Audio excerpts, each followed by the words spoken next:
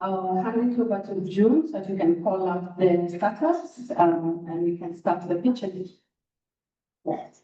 Hello, good morning, everyone.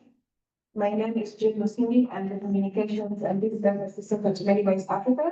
First of all, thank you so much for coming. And as I said, we'll have Apia Dynamics coming with their first presentation.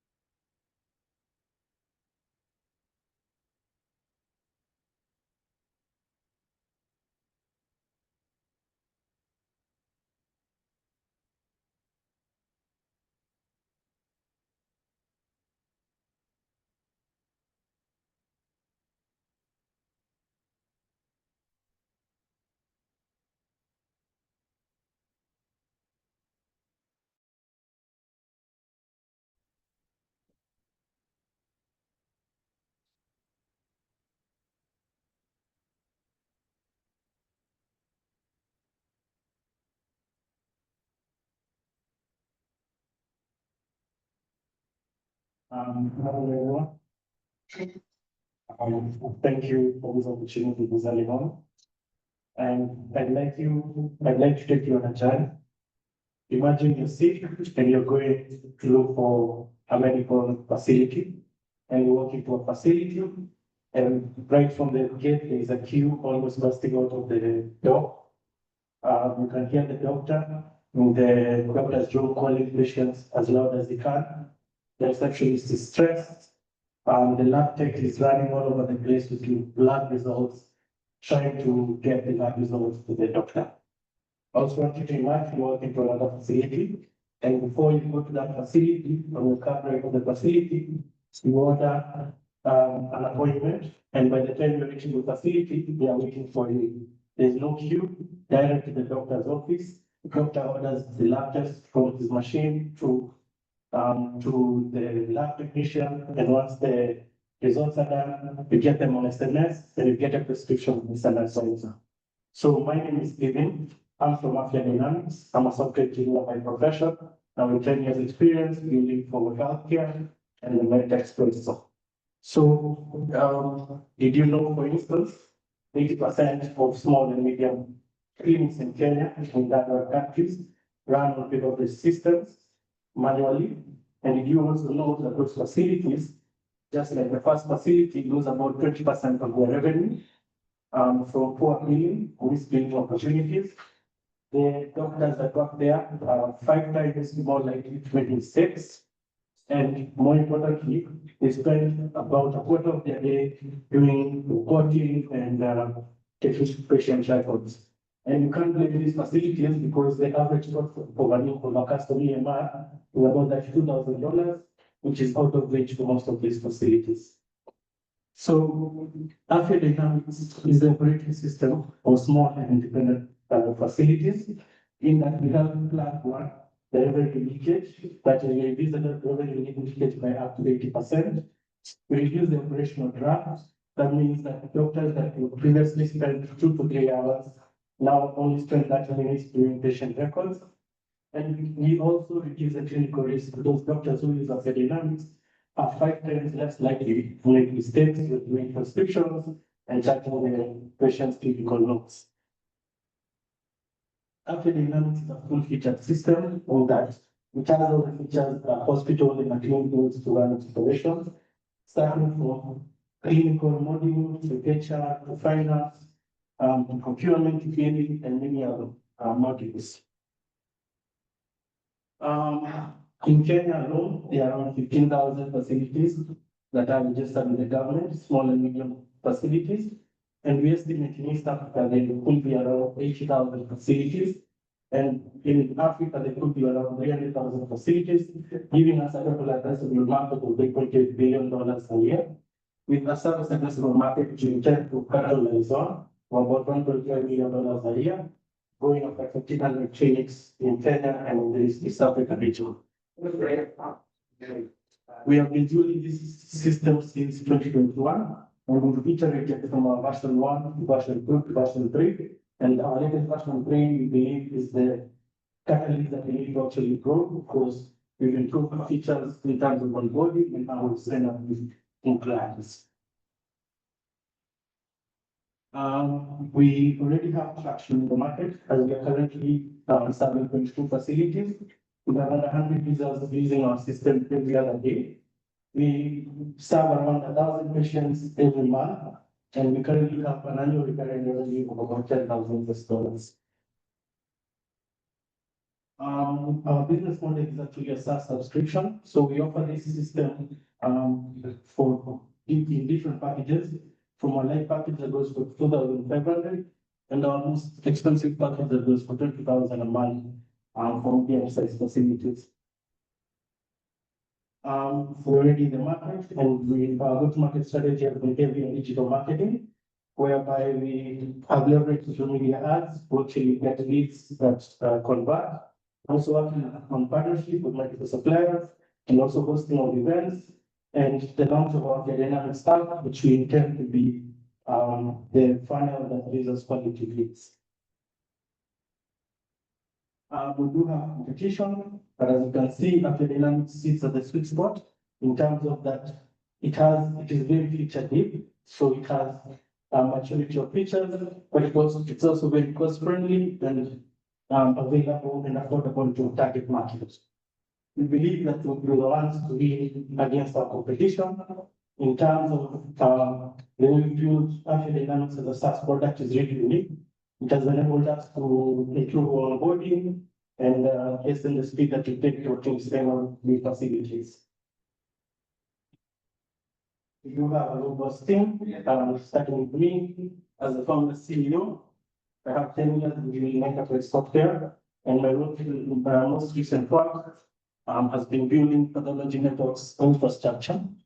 We also have Matthew Erimu, who's our customer support liaison, Dr. Joroge, who's our lead developer, and Anne, who's our mobile developer. We are currently seeking $200,000 in pre-seed funding that will get us ready for Series A. And this $200,000 is to actually sign out the next 200 facilities, and we're going to use it 30% for product development, 40% for sales and marketing, 20% for operations, and 10% for the business suppliers. So thank you so much for listening to my pitch, and I will invite you to the QR code to try out our product and see just how easy it is to onboard. Thank you.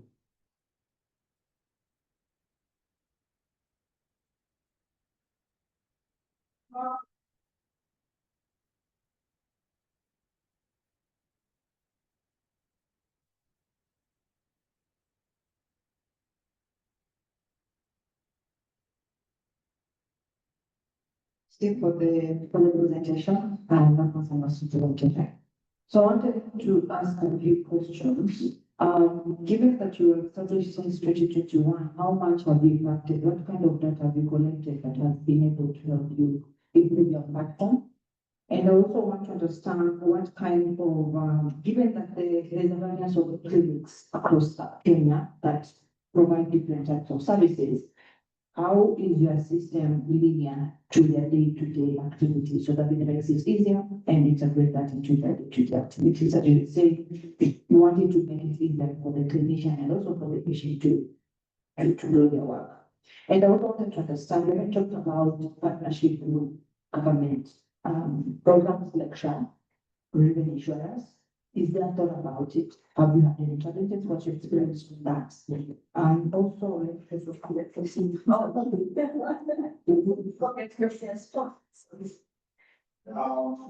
so let me stand up and for the moment now. In terms of partnerships, we are currently in the negotiation process with the Instagram authority, so that we can get integrated with SHA and with DHIS too. We are also, so our own issues to improve compliance for the facility. So we're integrating DHIS too, with KRA teams and several other organizations that deal with compliance for medical facilities. In terms of what we've been doing since 2021, the data that they've collected. First, our system is very good challenge, and we are version 3 of our software.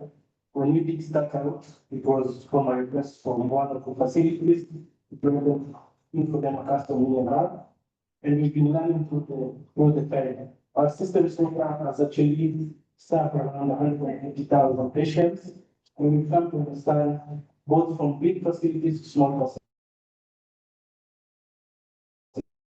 Will be very powerful.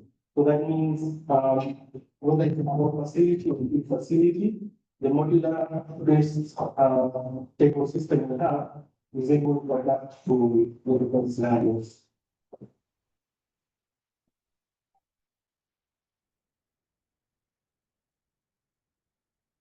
Thanks for the presentation. It's very feature-rich, so a lot of features. And I'm curious, have you been monitoring the usage, like of expand or something to actually identify it? If you were to learn other features, what would you say the main features are people actually actively using? Yeah. So we're very heavy on how we monitor the users on our system, and the big part of our system is actually tracking everything users on our system, and that includes the features that they use the most. To be honest, some of the small facilities may not use the sort of features we have, but we do keep improving on the features that they use most. So that's part of what we're tracking and part of our improvement process. In line with his question, so do you allow for customization if I don't want like the whole set of features, can I just let you like customize the features for me? That is one. And then number two, what informed your pricing and how does it compare with the rest of the competitors you mentioned? So first, we do have an enterprise package that is not offered as a SaaS solution. So if you do have some features that you want to build, we're able to do that for you. But then again, how we build this system is modular. In terms of, let's say, today we need an ontologist office, we're able instantly to create an ontology module, put in the possible tool, and we're able to kind of morph the system to fit your practice. So it's not set in stone. And the modules that we do have, especially the department style, you can be able to create as many different departments as you have and be able to adapt the system to fit your needs completely. As for the pricing, we do compare with our competitor. As I say, we are targeting 1,000 of small and medium-sized facilities, so we are monitoring the price, but that's not to say that we are underpriced. We are priced just above our competitor who's going after the same market, which is Lara Health, and the kind of market they're going for is similar to what we're going for. So our latest package is just above that. And then our most expensive package, which now has all our features, is also at par with what the market has. What we have eliminated is the installation cost. So you find other EMR providers before you acquire a system, they charge you a couple of $100,000 to actually install the system, train your staff. So we've automated that onboarding process. The training happens online through videos and through documented examples. And the onboarding, you don't charge any onboarding cost. Once you're ready to sign up, within 5 minutes, you can have you up and going, and you can be able to start learning how to use the dynamics and for only your monthly costs.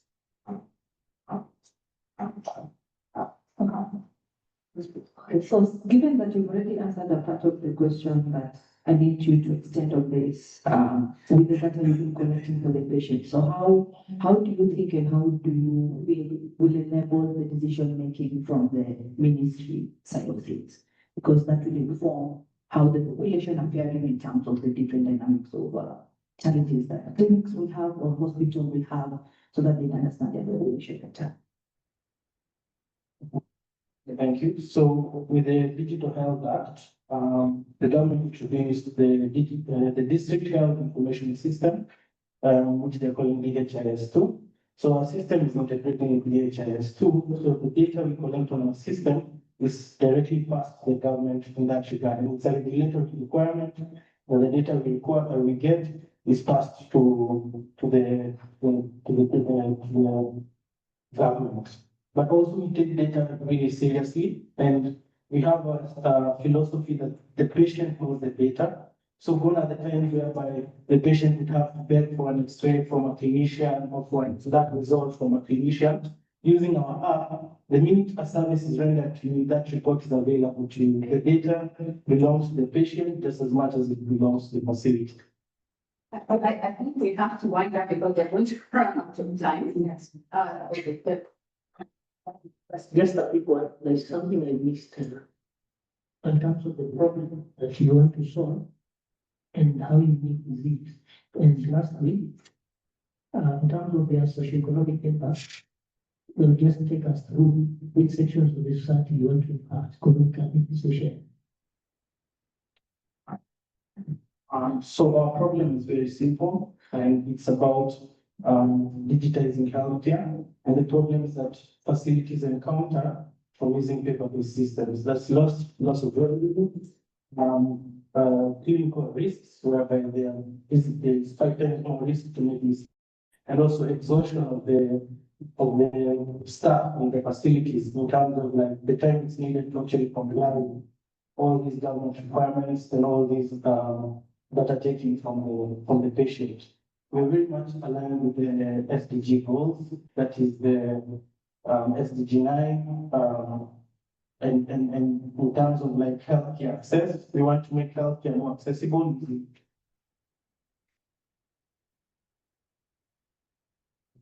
Okay, let's do a hand,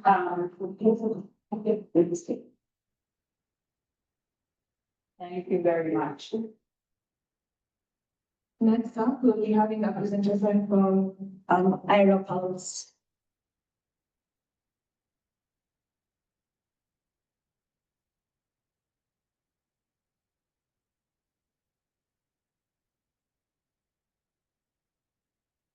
So sadly, he is not with us in this moment.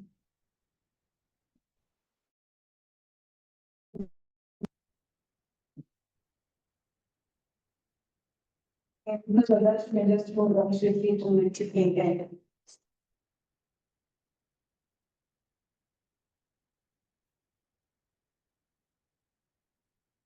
Okay, no worries. We'll see my next one. Yes, clap for her as you can. Yes.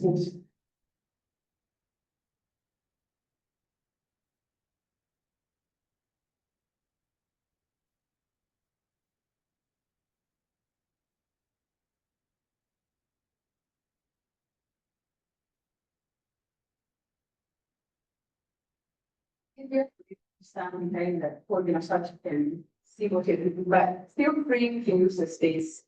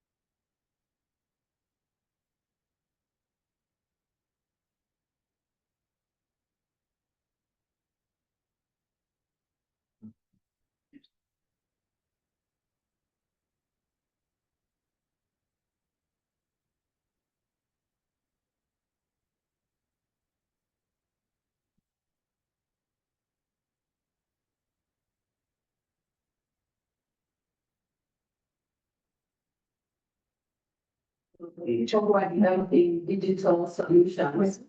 I hope they're thinking about what happens when they go down And you have to have 4 people looking for it. The solution to the 4 people to your technical solution.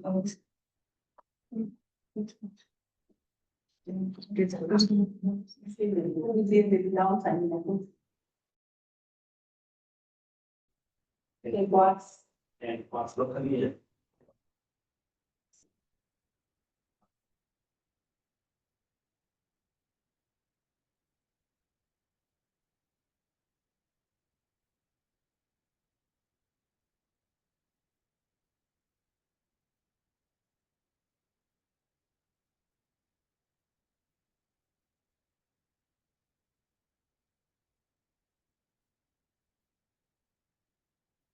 Hi everyone, I am Ruben Sibila, CEO and co-founder of Uzima Nexus. I'm Alvin Masa, CTO, now co-founder of Humanexcel.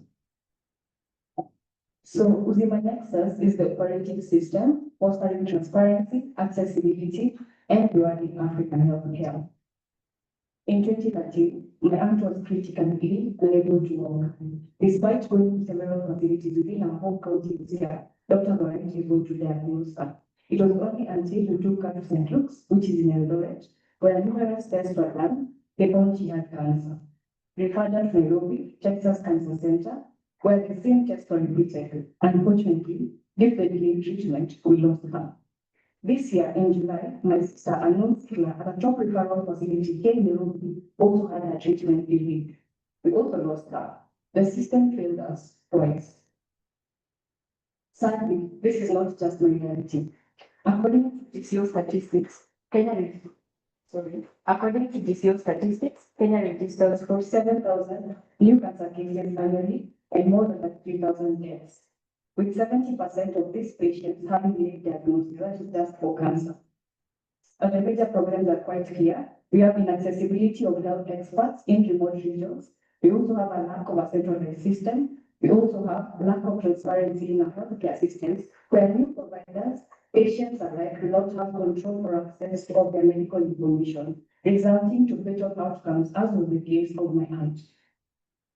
For the Nexus, we look to solve this. How? We are uniting AI, blockchain, and NFC into our platform to result into a transparent data sharing incentivized economy.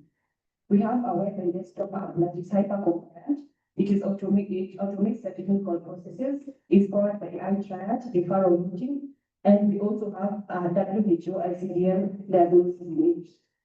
We have our blockchain ledger that incentivizes the patient medical information as well as rewards the patient story. We have our blockchain ledger, which encrypts patient medical information and incentivizes the sharing of this information by the healthcare providers and the patient, which earns them our digital currency Posicoin, that they can in turn transact it as service discount, premium pictures, and marketplace access. We also have our mobile app and wearable devices, which has SMS and USSD supporting them, allowing our patients to have portable control and access of all the medical information wherever they are and at any time that they wish. For our competitive advantages, one is that our system is centralized. We also have a transparency-driven healthcare economy. We have a blockchain-backed incentivized system. We have our patients being empowered through the wearable devices that we offer. Lastly, we are scalable across the diverse healthcare settings, both in rural areas and urban areas alike. For competition, we have both direct competitors and indirect competitors. Direct competitors being Afya Record, India, and CarePay, while indirect competitors being traditional HIS systems and the emerging digital platforms which are focusing on patient engagement as well as telehealth. But as Uzima Nexus, we have positioned ourselves as the prime solution. For our target market, we are targeting pharmaceutical industries, patients, healthcare facilities, and paramedical manufacturers. For market size, currently we are standing at a TAM of 1.3 trillion, an SAM of 613 million, and an SOM of 110 million. For our business model, currently we are earning through subscriptions, and we are looking to unlock commission from partners, direct sales of wearables, government contracts, and on-chain transaction fees for our own work. In terms of our traction, we have a successful pilot, a surgical center, which has 3 surgeons, 870 plus patients, has processed 41K in terms of their transactions. And for the same product, that is the web and desktop app, we have 500 clinics on our list, which is worth 116K in pipeline. 116K in pipeline, with 1K already picked up. We also have our mobile app, which is in alpha version and is currently in testing. Currently, in terms of what we have received from our partners, we have received a total of 550K in terms of credits from Video Inception, Microsoft for Startups, and IBM. We have also received 3,000 Canadian dollars from H2I as PS3 support. We are also currently part of the GenAI winner cohort by Microsoft and Nvidia. By the end of quarter 4 2025, we are looking to get 80K in terms of returns. How? By converting 25% of these 20s and taking advantage of the spaces given to us by Microsoft and IBM. We are also currently raising a pre-seed of 730K, which we look to utilize in a period of 18 months to take those investments to the next level. For the team is myself as a CEO, a biomedical engineer, Alvin, a CTO, a software engineer, Dr. Amina, a medical doctor, a CMO. For our partners through this journey, we have H2I, Ministry of Health, AWS, IBM, Nvidia Inception, Rise 360, MoHub, the future is Microsoft for Startups. We have joined us to build the future of African healthcare, and you can watch our demo through scanning this graph. Thank you.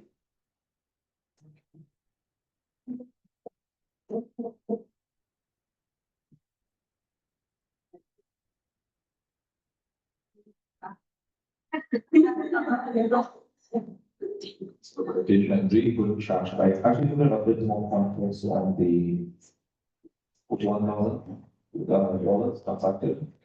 Like within that revenue, it's not a subscription model. Yes.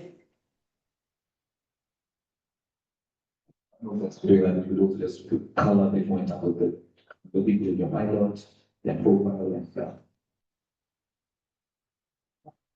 Thank you for the program. I'm able to bring out the physical center at Kenya Center at Kenyatta, along that Kenyatta Road there. We are able to onboard 3 neurosurgeons as well as 1 orthopedic surgeon. And to date, as of yesterday, we have around 870 patients within the system. And in terms of the joint key, that's the amount that the volume accepted in that event.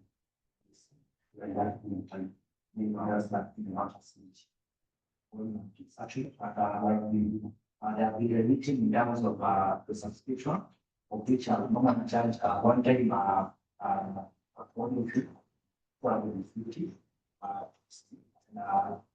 Subscription around so that we the since the past just by sharing this demo, we're also able to run a big release. Now we are actually again encouraging people to step and page.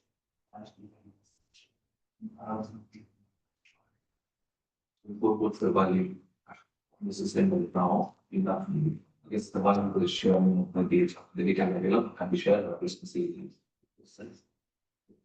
Okay, so in terms of, you're talking about the 500 clinics, right? Yes, really, like right now, that revenue is together matching that, but then you start the subscriptions that people can afford.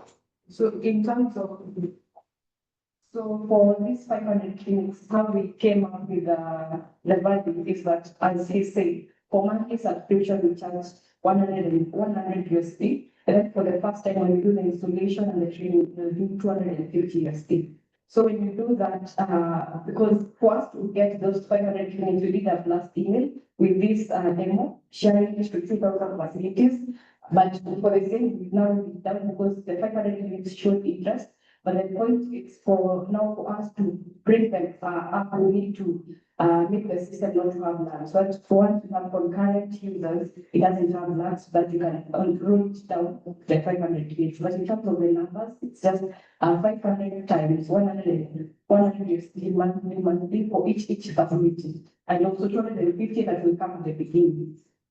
Yeah, and also the rolling out of the mobile app as well as now the wearables for these patients that we are serving. For example, for the first facility, have 870 plus patients. Yeah. Mentioning that risks and we try to use digitally record, what do you say the biggest challenge fixed many are training still not recording as a social? What is the biggest challenge and on days of listening? So, personally, also, my developer, I've always started using the various systems like this and for. And the issue that, as recent trend of the tech is the issue of interoperability. You see, there are so many systems that are in existence at the moment. So, just as the initial presenter was here, at early house, basically, looking of a way to which all these systems, however many they are, we can have a platform through which they can be communicating. So that's the challenge number one, interoperability issues. And then we also have the issue of adaptability. That the issue of interoperability and issue of update, system update. So how basically we look to solve that is the issue of interoperability. You know, basically just access to the even partners that we want on board. So they get a chance to access our system. But let's give you an API because we are saying almost an API key make calls pertaining to the given parameters that you require. The issue of update, you see we have an incentive to see and how we like to this effect is that once we allow us to once the patient also gives allows us to share the given records as well as the given providers provide the appropriate diagnosis, then we add that stable code. And then it can be reviewed or discount and other market-based features within our platform. So we look to solve that bit of availability for just providing API accesses and for up to incentivize so that a person will see that they're earning as a result of they will see earning and the same way the development in terms of reduce those issues of health diagnosis such. Yeah.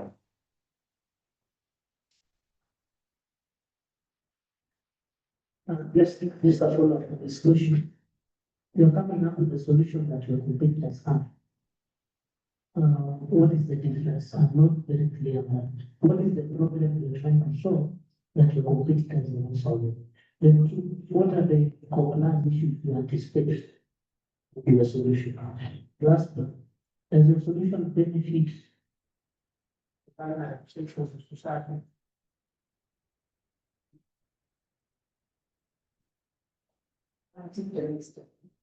Okay, so okay, I'm taking the last part, then the take the first one. So the last part, you say how this benefits the vulnerable in society. Now, the problem that we're trying to solve is the fact that accessibility of healthcare information by the patient as well as medical providers, so they can make easier decisions and have the patient have his or her diagnosis being done on time to avoid death and fatal outcome, probably fatal outcome, which is dead. So how we are reaching out to the vulnerable is making it accessible to them through the mobile apps and the wearables. Now that this is the vulnerable meaning those in remote areas, those who cannot access internet by having SMS and USSD on our platform. Our desktop app also will access the clinics that do not have an internet accessibility because we have web and desktop app. The desktop app allows the clinics in the rural areas to have their systems automated. Therefore, their patients will not wait in line for a long time, rather than they'll not wait in line for a long time. The patients in turn will have all their medical information accessible to them by having the SMS, the USSD, as well as the wearables to them. Now that is how we reach the vulnerable in society. Bit of addition. As you can see, we have these are the key operators that we've been able to launch. And our managers is able to stand up all these items for them to help. We are actually just giving an end-to-end digital health ecosystem in which that we are establishing offline capabilities, online capabilities, just try not as this diagram that we were aspect for a bit of blockchain. Currently, the providers that are in place, they are not actually monetizing this data that they are being collected. So how we are trying to be different also incentivizing other on make it easy to access or training percent exclusive. We try that once you share your different records, you're going to get an incentive out of the same. Through our logic incentive system, which we are going to introduce a system mostly. And that also gives us security. We are being built on top of blockchain. The beauty of blockchain is that we have terms of encryption, and we also have immutability. Any record that goes into the ledger cannot be altered. You see, so there's any record that wants to do that in the platform, just a matter of maybe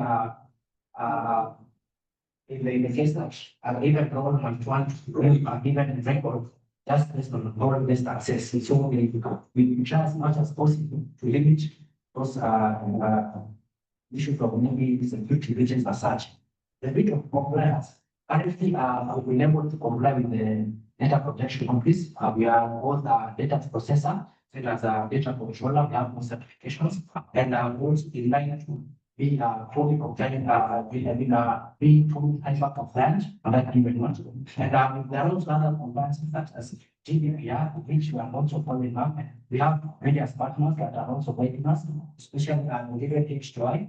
From my University of Toronto, they are well versed in terms of these regulations, in terms of our African market, as well as the international market. So we are in the once the work of ensuring that we are in compliance with all the given regulations that are out there. So, unfortunately, we're going to have to move to the next because let me first say this so that nobody feels like they're being cut off. All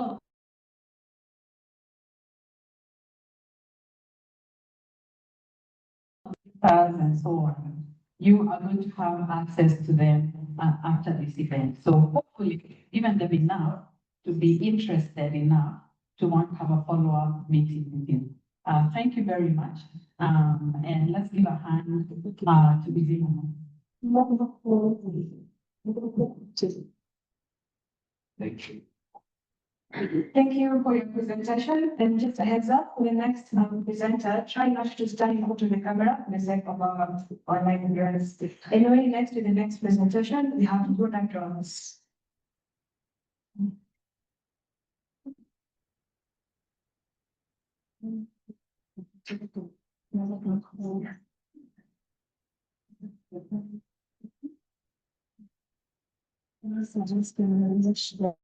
Solutions. It's easy to be, it doesn't flow to the small.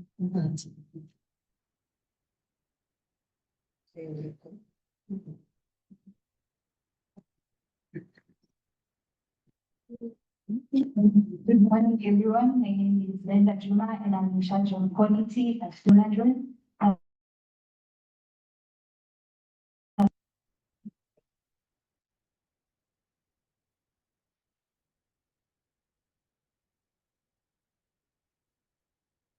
In 2021, the Nation Media Group published an article titled "Cancer Inefficiency Causes Delay in Supplies."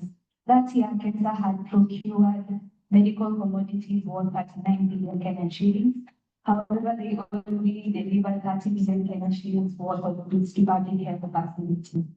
They also delivered goods twice more later than expected because of logistical issues, as they say. However, these statistics are not just numbers, they are lives at risk. Let's take maternal health as an example. According to the USAID 2024 report, Kenya is fourth in Africa for maternal deaths, with 594 deaths per 100,000 live births. The global target is just 3 per 100,000.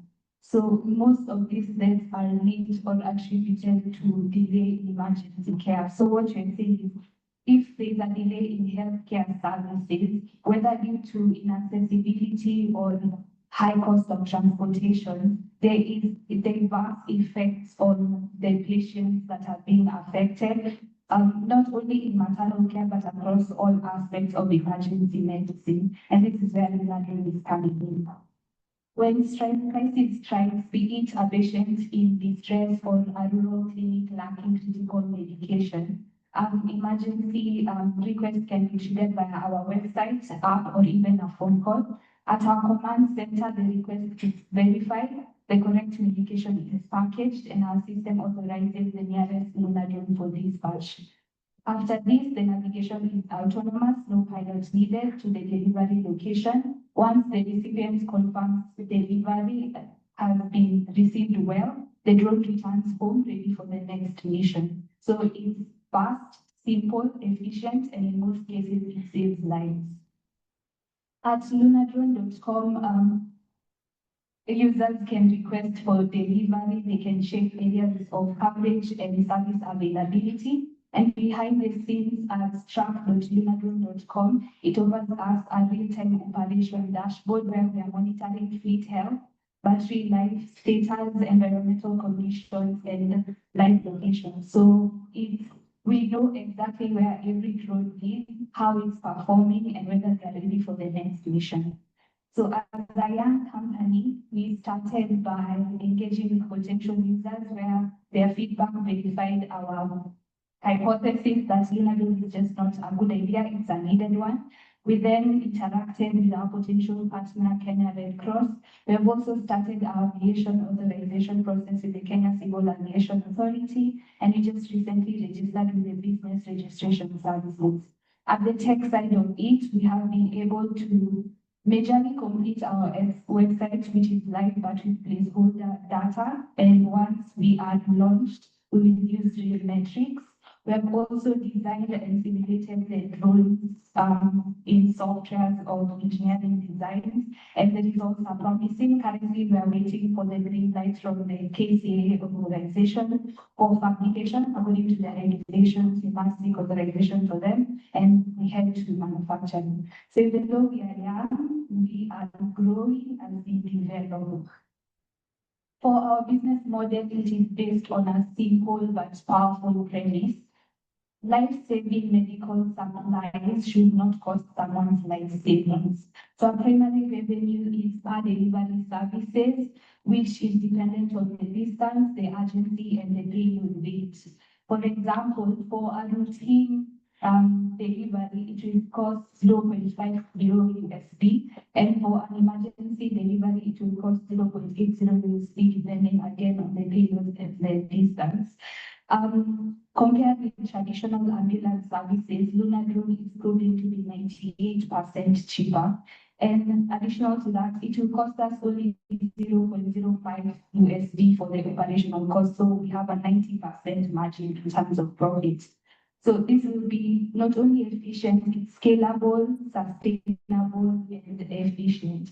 We have a secondary primary revenue that we seek to achieve through selling our drones at a price of 2,500 USD. This is from a production cost of 2,000 USD, so it will be a 500 USD profit. This ensures that we are affordable and at the same time we're delivering quality and sustainable products. We are looking at markets that we're looking to have 300 clients in the market by 2030, and the current drone delivery industry will cost around $15 billion by 2030, so it has a high potential. And we're also advancing SDG 3, 9, and 13 by ensuring safer, cleaner, and more affordable medical delivery logistics. For a competitive analysis, we have one direct competitor, which is Zipline, currently operating in Kisumu, and the traditional ambulances. The difference is we are locally led, we're multi-mission capable drones, and we are also more affordable than them. In terms of the financial projections for production, as I said, we will sell our drones at 2,500. So with the 500 margin, and with our vision of having 315 drones in the country, 6 per county, we aim to have a revenue of around 50,000 by the 2029 year. And in terms of operation, looking at 4 trips per day minimally per drone every year, it will earn 1,314 USD. And we aim to have 315 drones in the country, so it will be a $413,000 profit. For the team, we are a team of mostly engineering students, but 4 of them are recent graduates and pursuing their masters around the area of aerospace, electrical engineering, and medical engineering, all some kind of experts in their own work. So we've been doing great so far, considering the fact that we've been around for 6 months. We are looking for a 200,000 seed investment. So far, we have only been able to raise $1,000, which has helped us throughout the way. 40% will be used for fleet expansion, increasing our drones. 25% will be used for software and AI optimization, because the drones again are autonomous. 20% for IPM compliance, and 15% for marketing. So Lunar Drone isn't just a drone, it's a lifeline. We are building Africa's future for medical logistics. So please join us in developing the future one flight at a time. Thank you.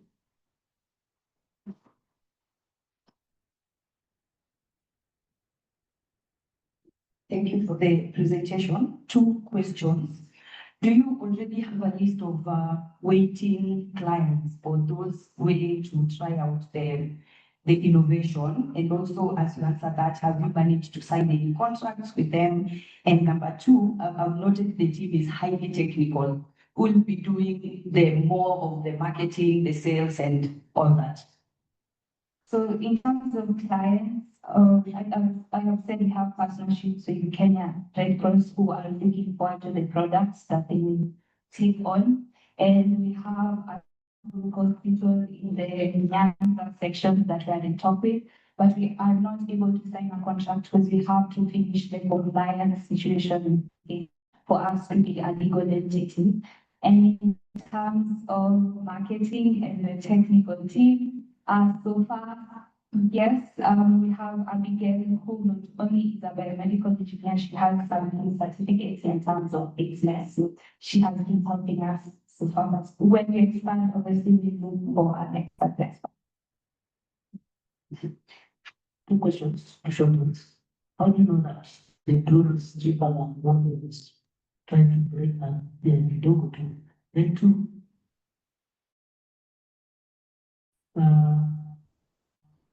why specs are not using the So the ambulance range is $8 to $24, but it depends on the hospital because it can be cheaper for public hospitals. For our drones, it will be $0.50, so it's drastically cheaper. what is the variable that makes the drone cheaper than ambulance? Ambulances, because of fuel. What about its own good as? Oh, the drone doesn't use fuel. So in technical terms, the drone will be eVTOL with hybrid. It uses electricity most of the time from the battery. So fuel cost is cut out. Considering the fact it's flying by air, not covering the long range of the drones, it makes it cheaper. What the production cost and everything. But the main point is that comparing the two is just fuel cost. That is also causing the drastic change in price. So a lot of people have tried building drones here in Kenya. We've not done that successfully. And you're saying you want it to be affordable with the price you're coming up with. So help me understand what will that look like from the product package? And more precisely for the feasibility of affordability of what you're trying to conduct. Have you done a good understanding of how this will be manufactured in Kenya, considering other people have struggled with that? And also, so help me understand on the drone, what's the range at which you'll be covering? Yeah. And also the weight of the deliverable, are you currently attending to or trying to attend to, and the size? So I will answer together with his last question that I forgot. First of all, we were thinking of importing drones to use for our processes. However, we thought it would be best to develop our own locally manufactured drone, African-led, and use our technical knowledge that we gained from university. So we thought that would be best. I think the main reasons why many drone manufacturing companies, there are not many actually, there are very few, have not been able to succeed comes to the regulation side of it. It's very strict and sometimes can be very ambiguous. So people get discouraged most of the time because when you get into the idea or the business, you forget the parts of KCA. So for us, we are hoping to be different because from the beginning, that in January, we have been closely following the regulation and talking to some of the inspectors, telling them what we are doing and taking them step by step so that we are not manufacturing a drone, then we finish with it and then we do it for them. We are them every step of the way so that they will see we are airworthy. We are making valuable and quality drones so that they can play. So the biggest problem is usually the regulations which we are trying to deal with. In terms of the distance the drone covers, the regulation gives you a limit of 120 meters of altitude. So we are only regulated to fly within that zone which we will do. We are looking into beyond visual line of sight, which is flying without the pilot or anyone in charge of the drone seeing. So we can cover our whole city once we receive again the authorization from the regulations. And in terms of the weight for the payload, right now our simulation for the drone, we're looking to around 500 grams of weight of the payload, depending on what we carry. Does anyone have a political question?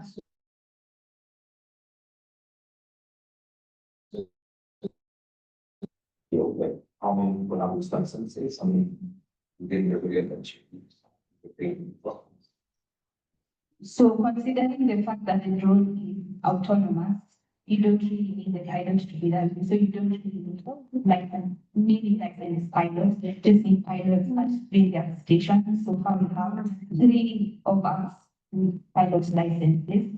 However, you will be required to have them at the station. So at a scale, considering maybe Nairobi County will have maybe 3 stations, you just need to be licensed pilots. In terms of licensing operating, it's only 1. So in terms of at a scale, it doesn't really have a big effect with the volume flying autonomous. All right, let.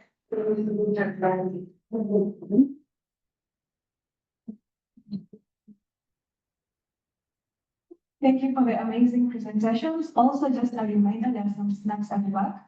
So in case you feel hungry, you can always go in and have a span. And we're moving on swiftly to our next presentation, we have Carabo Toyana. Always remember to just clap on your mouth.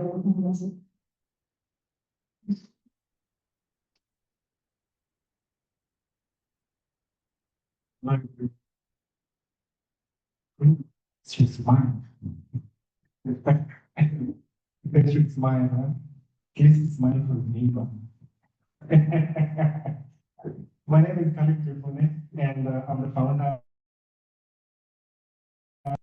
We have a vision to make everyone happy, and everyone's going to have well. So I think I should wait for my slides. Sorry, shoot. Okay, but I'll say wait and give you a story. So I really don't remember that night. Inside that cold, dark room, I was trying to make sure that the pain doesn't go or the pain goes, but then the pain was not going. Why? Because it was a very, very, very, very bad loss. I lost my mom. And when I lost my mom, what happened was I tried to take bottles of whiskey to actually ease the pain, but the pain was not going. That is the story that one of our users gave us by using our application. But my story, how it started, just go heartbreak. So on top of that 6-floor building, I was told the famous words, it's not you, it's me. Yeah, so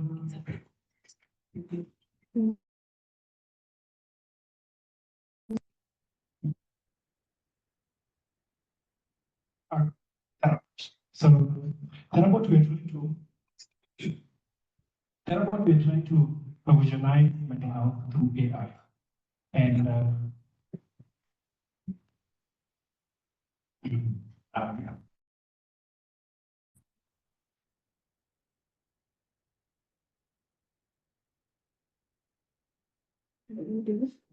That's why you need to smile.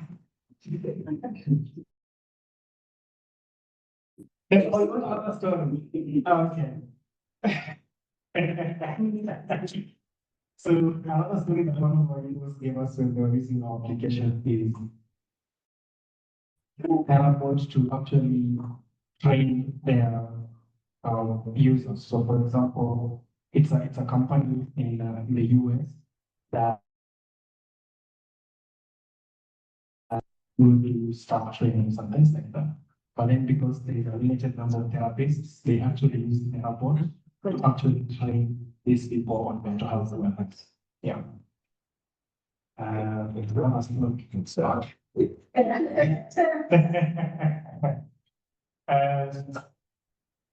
So okay, let me continue with my story. So after they had me, what happened? And so I go home and then I'm a firstborn. So my mom tells me that, you know what, Khalil, you're the firstborn. So you don't actually really need to struggle with these things. So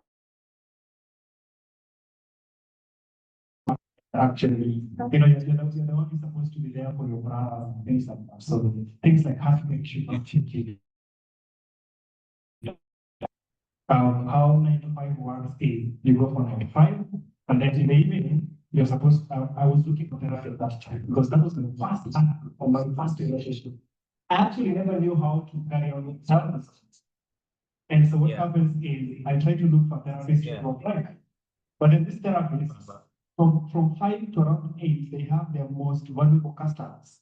And so most valuable customers means people who they pay the most, like people who pay most for these services. Show could be, so it was 3,000 shillings per session at that point. And you see, you can't actually go for Should be on. therapy once. You have to go consistent. So we are talking about 10 sessions. Session that is 30,000 shillings. Yo, 30,000 shillings is like a mini software engineer. How am I going to take 30,000 to put in there? How? Like it doesn't make sense. And so we came together, me and my friends, we talked to a few therapists and said, what can we actually do to bridge this gap? And then we took 10 therapists, put them in a room, asked them questions, and then we came up with a model. This model was, at first it was bad, so we actually launched in last year, July. And then for the first 3 to 6 months, we were doing user data collection. And what we're doing is making sure that the model actually, the responsive. So we did a pilot with our therapist and actually made sure that the model was actually working. So good. We have built an API where actually other organizations are building models on top of us, like a building therapy solutions on top of us. And we have made sure that therapy is available anytime. Smartwatches, we have put, we are actually releasing things called steady bears, whereas therapy, we recently moved into therapies whereby garage like this one, we have a big someone that has therapy, so you go walk in, sit down, choose an avatar that you want. So far so good, we have 53,000 users so far, and good traction. Since we monetize general $5. It's hard. What? And okay, my slides are not fun, so let's like talk through the slide. Yeah, but you should be able to share And screen. our competitor, okay, I'll talk about how we have been actually moving with our users. So Share. our users are the ones that we talk to the most are close to about 20,000. And what we started with was WhatsApp. So we were like, okay, let's put a chatbot where everyone can just come and talk. And we will not monetize. If not, Because we want more. We can't just chat, but we want more, actually want to talk. So they were like, okay, we'll give you an opportunity to talk. So we gave them a conversational AI bot. So now they were just like,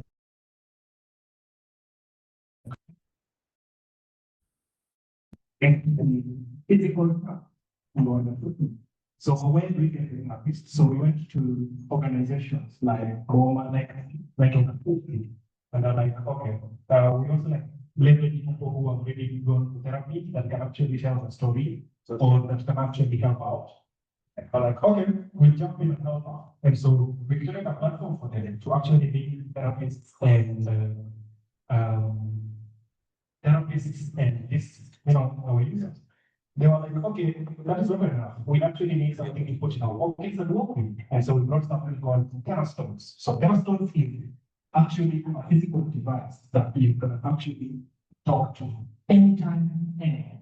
And our mission is to make sure that therapy is accessible anywhere, anytime, 24/7. I think that's just and that's why it was the projection, it's projection view. yeah. Okay, so therapy is expensive. I've just talked about therapy is very, very expensive. And look at that. 100,000 people in Africa actually looking at one therapist out of 100,000. WHO gave us a data that 75% of people with mental disorders did not receive treatment last year.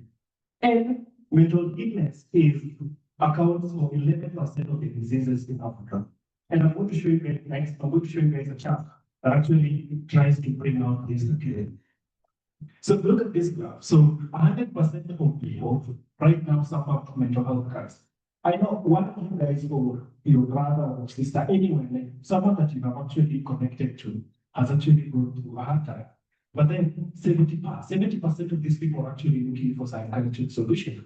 And the number of therapists that are actually released in the market every year is 6%. Ladies and gentlemen, we are in a big trouble. Good. So now what will you do?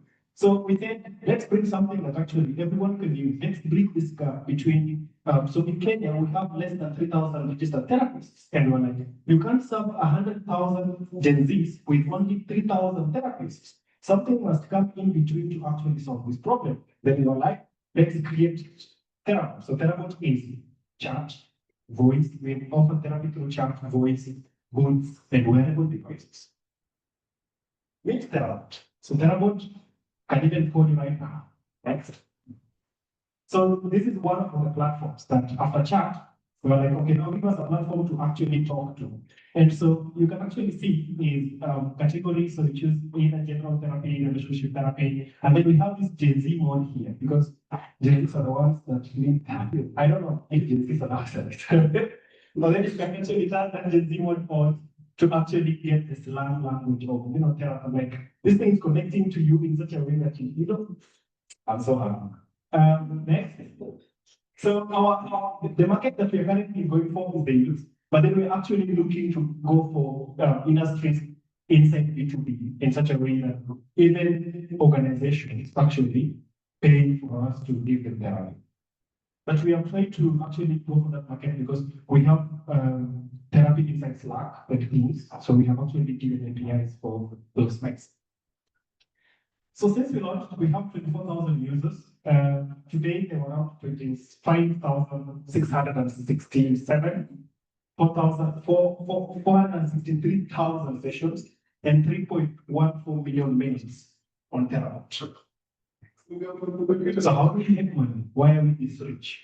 So we do a subscription per monthly whereby for $7 you get voice, chat, and then for $12 you get an AI therapist and AI matching therapy stuff. And then we also sell our teddy bear solutions, teddy bears and smart pillows and Therastones. We have also built an API because we are like, we want to take over this market because we are building a whole ecosystem of therapy. And we actually have 2 active mental health startups that actually build on top of us. And we actually just got a partnership with a company in Mexico that actually trying to build Therabot backend for Mexico. Yeah, next. So our financials, we have made $3,000 since the year started. People are actually talking, and actually the primary resource of revenue is just like people subscribing and wanting therapy and sessions and partnerships.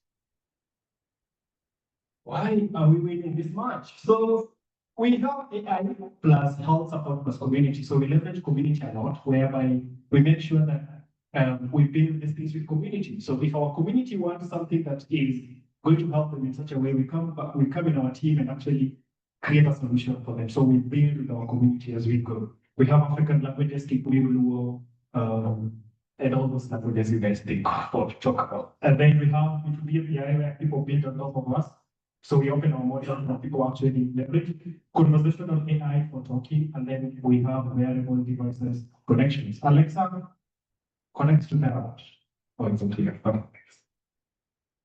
Good. So myself, I'm the CEO. I've built 3 health tech platforms so far. I have tools that are exits. I have worked with M-Pesa and Shibla. Shibla is the famous Lyft company. I was the AI engineer. At M-Pesa, I worked as an AI engineer. I have Shama Iso, who is our lead therapist with 4 years of experience in digital mental health. She has worked with government in prisons. And then we have Bessie, who has 3 years of experience, who has taken the numbers to over 23,000. And then we have Ayman, who has actually also worked in Dubai and startups across Emirates and FDLS in Dubai and South Africa. Next. So our ask is 200K, the smallest amount of current asked, to actually for product development, user acquisition, hiring and tech, and legal and other things. We have also opened branches in Rwanda. We are actually also like trying to use that money to actually also occupy that market. I guess that's my answer. Thank you. Can I turn over the phone?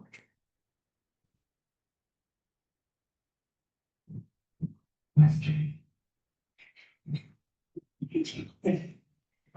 Thank you for the presentation. I have a bit of questions. So number one, what outcomes do you monitor if I'm using the bot, and what do you use? Let me rephrase it. So let's say I've registered. I was actually in the Therabot itself.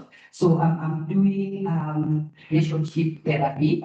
So how do you monitor my progress? Is it progress to the end? Like I'm now confident in my relationship, etc. And how does that information really shape the way you improve on the product you're offering? I hope that is clear. And then number two, how does accessibility work for underserved communities like in the rural areas without a platform and or anything like that? You can tackle these two for me. Okay, so how we measure all these things is, okay, we have monthly webinars. These monthly webinars are based on the different topics. So we have people who need relationship therapy and have actually been using our app. So you actually log in to actually tell us your progress, like things like that. Another way is we have like a checker whereby after you're done with session 1, 2, 3, 4, 5, you actually mark, okay, this is what I'm doing, this is the progress that I've actually made. So it will actually tell you up the progress. So you are 10% doing well, 20% doing well. For people without smartphones, we are offering a therapy booth whereby we have a solar panel on top, and then you can actually, we install it in the rural area, and then you can actually sit there. Or you can actually use our SMS platform or USSD platform. For which question? Oh, thank you for using that. I can stop. Yeah, that was. Okay. Yeah. Do you anticipate to be regulated by the new changes? We are regulated by GDPR, IPA.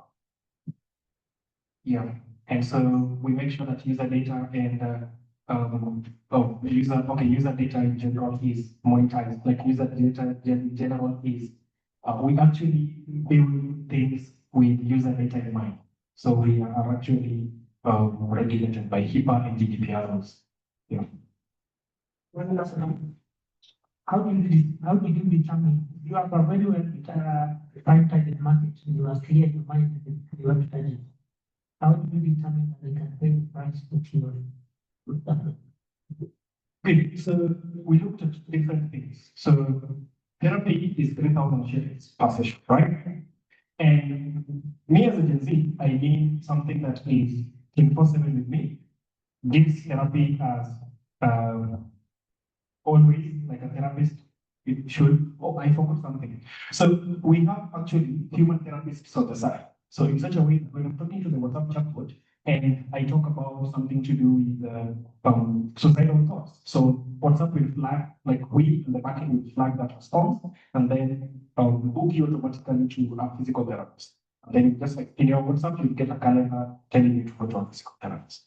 So it's not how we determine that these people can pay for this thing is we made it so cheaper in such a way that we give you a lot of value, but then with a smaller fee. And then we also like make sure that we are always just like there for you to actually, every time we're like there for you, there for you. And that has actually given us an edge for this people actually pay. And they're actually also like trusted us in the long process.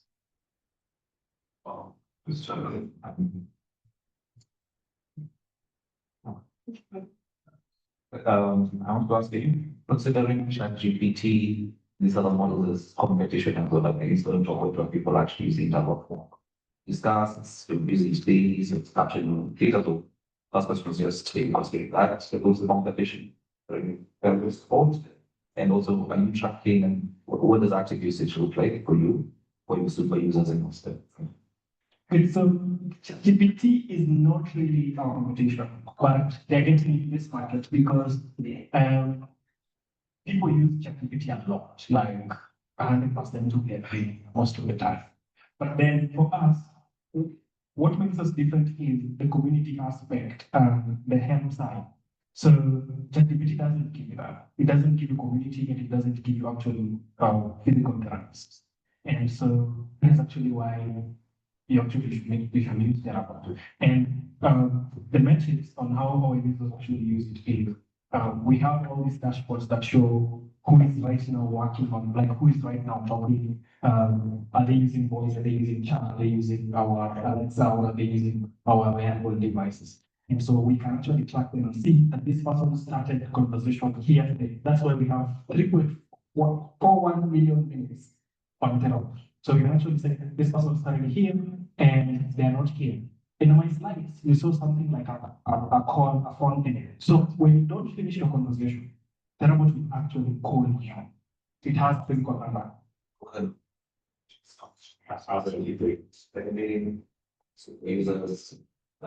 Okay, so we have 15 to 20 minutes per user because it actually tries to get more information from you, so you will actually talk. For our super users are tech savvy people, people who are still in the urban areas, because one of the problems that we're trying to, we are facing right now is we are in that moment where people actually fully don't trust AI with these things, but then we're bridging that gap by actually talking more about these things and allowing people to come and actually tell their experiences and things like that. Yeah.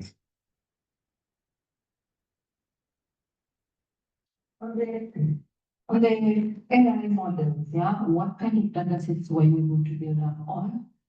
I also would like to understand the licenses that fund you to work on yeah. So for models,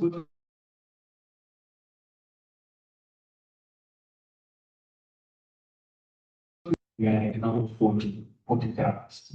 And the data sets that we used we called them into a room. They actually told us the process of doing therapy. We recorded that, and then that is okay with talking about their staff or helping them with this data to our models. Kindly also give that to us. And then they were like, okay, we have these research papers that we actually also like read to help us move therapy faster. And so actually also gave us those we gave into our models. And so over the training and the refining and over the training and refining, we have actually been using therapists a lot so that they give us that data, that is the data that we train, and then give it back to the users. And so that is the cycle. And we have actually also like made this personalized in such a way that the more you talk to therapist, the more it knows you better. And so that has actually also like helped us with that. For certificates that bars from this, we only know one, which is user data, because in the new article that we released, that user data is the part that matters the most for actually going full in, because we don't want to be in a position whereby we are being sued or being charged for user data or something like that.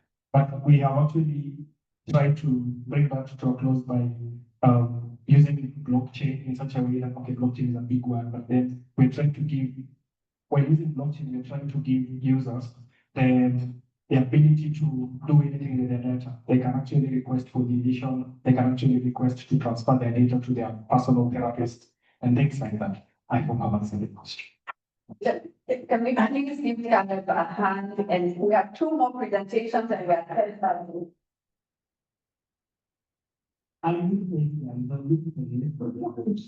you. That was my presentation. Anyways, we just kind of, yeah.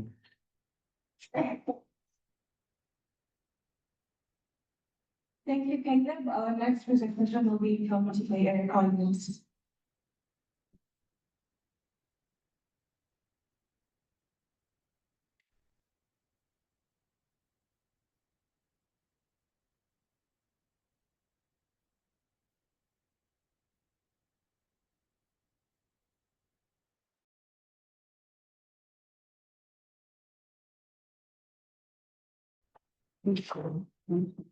Most portion scoring six. We are looking here. The hardest is the rest. We ask the bishop to get to know the French ones.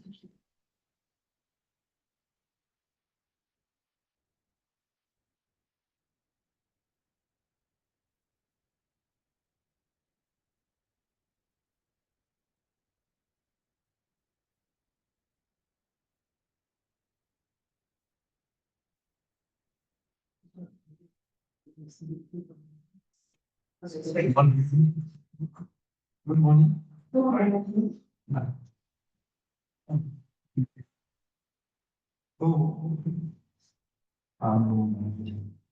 among the thing I'm doing for a book.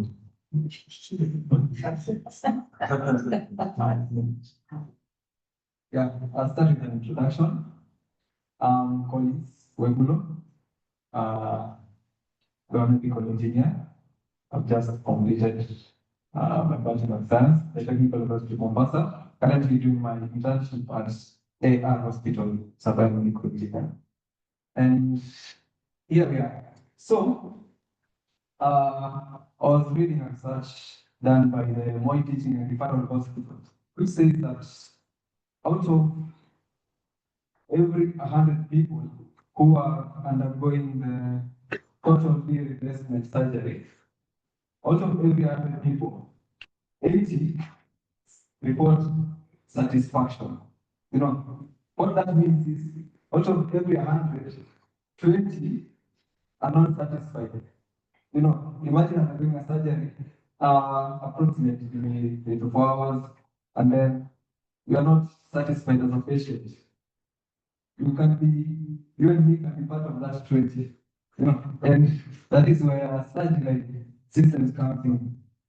Just a background of what total knee replacement surgery is, assuming you have arthritis or you've undergone trauma, and your knee region is sort of where has worn out or is not functional. You need to undergo a surgery where the knee region is replaced with implants. And basically, that's what total knee replacement is. And it is used to improve mobility, used to reduce pain when you're moving, and improve knee function. Yeah, and this satisfaction, where does it come in? It means we are still experiencing pain, We are still limited in terms of mobility and we are still limited in terms of movement. And this can happen also when the implants are not properly aligned. You know, because you have to put an implant on the upper part of your knee, on the lower part of your knee, and on the front part of your knee. So when they are not properly aligned, they do not mimic how your knee is naturally created. We will obviously have limitations. Yeah, that's where our system comes in the next thing. We are limited in terms of precision, and that's where such a system comes in. It provides a very simple, affordable, and qualitative and a safe way to monitor during this surgery. Currently, the traditional method will depend upon the surgical expertise of the one carrying out the operation. And if you are you happen to be privileged and go to a high-end hospital, they use robots to ensure that the implants are properly aligned. But then here we have a system which will guide the surgeons, the orthopedic surgeons, to carry out the operations and ensure the implants are properly aligned, measuring various metrics which are written over there, so that you can be able to enhance surgical precision during the procedure. And so you can come out of the procedure fully satisfied as a patient and you regain your full mobility, function, and movement. Next slide. So basically, what our system does, we use two sensors, one on the thigh and the other one on the shin, so that we can monitor how the implants are being installed on the knee region. So this is how our system is different from the traditional and from the modern system, because it tends to bridge the gap. And we have there will be no need of any imaging equipment, no need of robotics. It is safe since it is non-invasive. It does not interfere with the surgical site. So it is also portable because it uses flexible sensors. A sensor that is tiny, so it becomes very portable. You don't need a whole room. It is very adaptable since the surgeon is the one who is carrying out also the calibrations. It will depend on the patient, because your anatomy is not same as mine. So the surgeon is also able, depending on your imaging, will be able to adjust how he will do the procedure. Yes, it's like, yeah, our traction. Currently, we've been able to have submitted the project to the Technical University of Mombasa, and it has been peer reviewed by the professors and lecturers, and it has been approved. And I've identified two pilot sites, one public hospital, one private hospital. Currently, there are no sales made since we are in the product development stage. So, and for us to make sales, they need piloting, they need licensing, and we are currently in the process of it. So that will make us to have achieved 90% of the prototype yield, because we've already achieved what we wanted to make, but then it's not certified to be used for piloting. Because for us to do piloting, it has to be certified by the Pharmacy and Poisons Board, which has not yet been achieved. We are currently preparing regulatory documentation for approval, and the pilots will be ready by next year. So, but the firmware is already built, the software is already built, the dashboard, which was in the previous slide I've already shown you. Yeah, next slide. Yeah, so our business model. Here we have how we have to manage our operations as a system, because we need to provide real-time results to improve surgical confidence, and it should also provide accurate data analysis in such a way that even after the operation, we can still go back and view the data analysis according to where did we go wrong, where did we go right, and it can also, in case there will be need for a revision surgery, we can be able to qualitatively analyze it, and we have our partnerships at basically healthcare institutions because it's a medical device.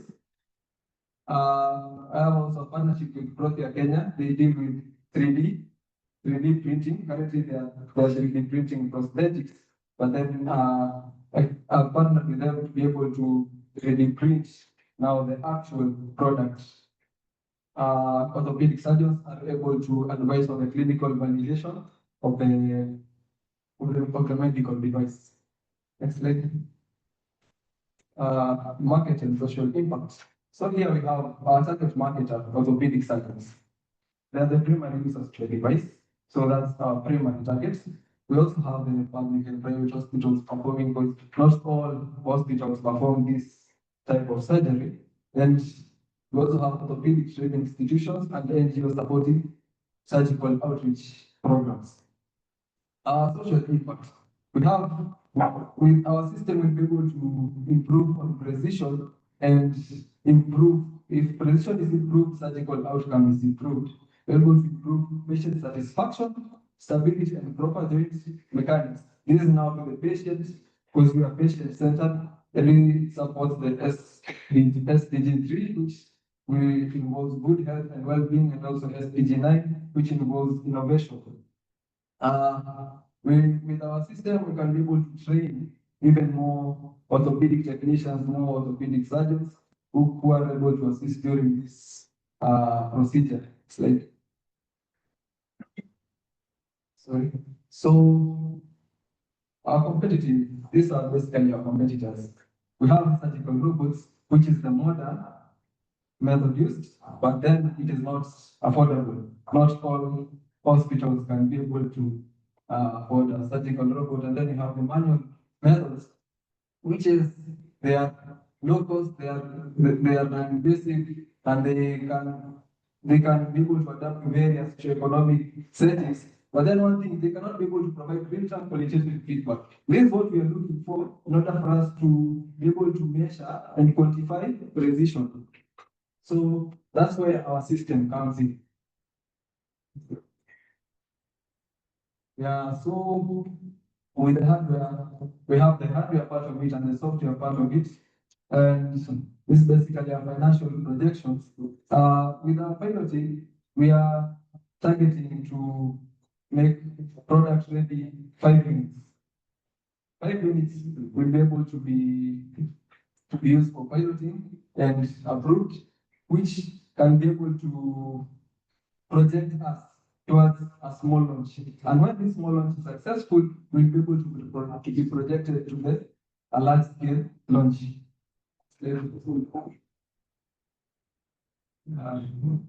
These are basically where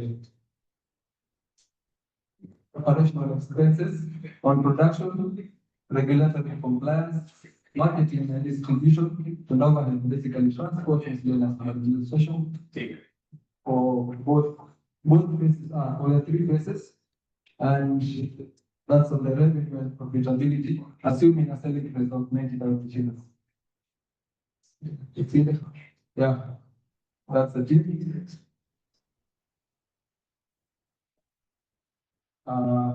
With a funding of 4 million shillings, we can be able to make this a reality. You know, we can be able to improve on surgical precision and patient satisfaction.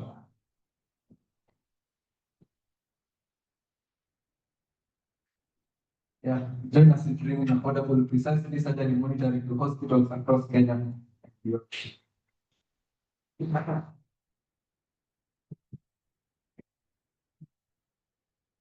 Thank you. I didn't quite get your business model.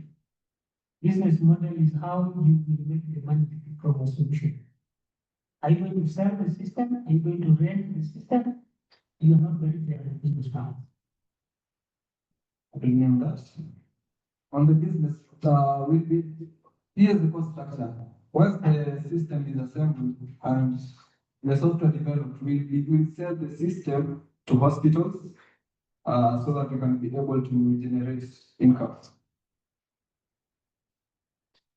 A follow-up question to his is, if you're setting up the system, does the facility need additional infrastructure? Like, will they change the way the clinic looks? What are they going to set up there to be able to accommodate the infrastructure? And then for the training, how long do you train maybe a practitioner to be able to use the system? And then do you now do follow-up trainings to ensure that when they are maybe doing the knee surgeries, it's something that they understand? Thank you for that. For the system, you don't need to change the structure, the theater room, because you're only using sensors which are placed on the patient, and then the only thing you need, which is actually in a theater room, is a screen. So with that, you are able to monitor, and you are able, like, you've already achieved what you want. Yeah, so there'll be no additional cost on the theater architecture of the hospitals. This was on the training. Oh, yeah. So on the training, that's why we mentioned something about training, improving on training in orthopedic institutions. So once the surgeons are trained on the equipment, or the orthopedic technicians are trained on the equipment, I, even as a biomedical engineer, I'm allowed to be in the operating theater to monitor what's going right, what is going wrong, and be able to advise.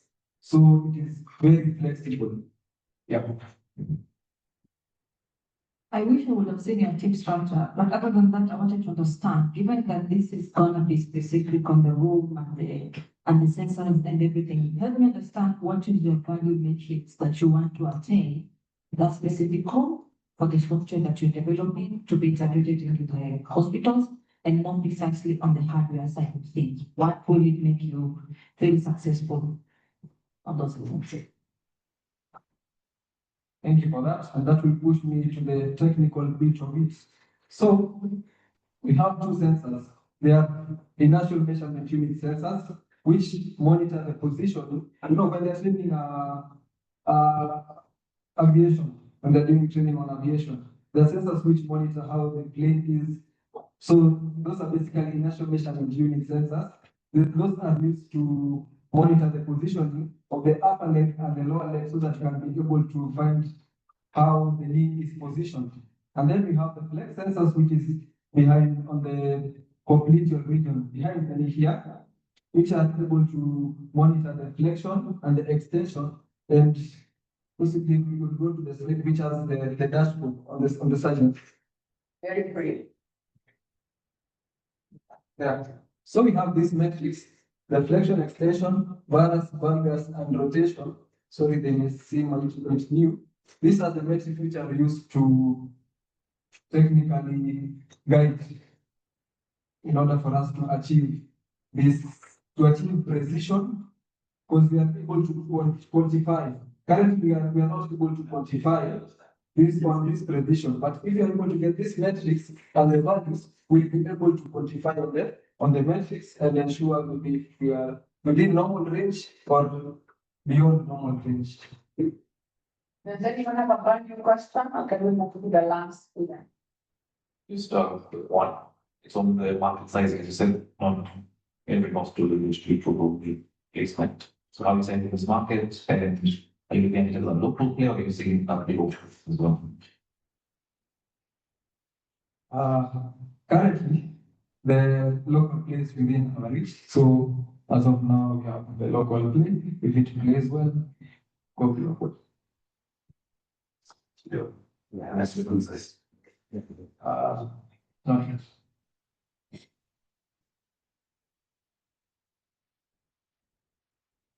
Okay, let's give a hand to.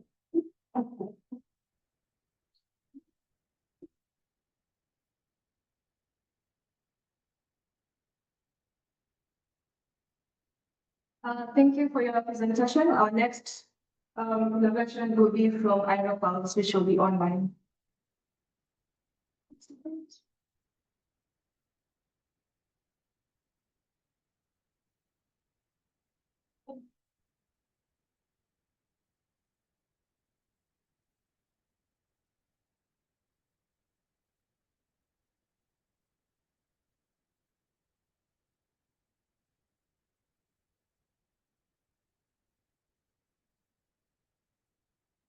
Are you able to hear us?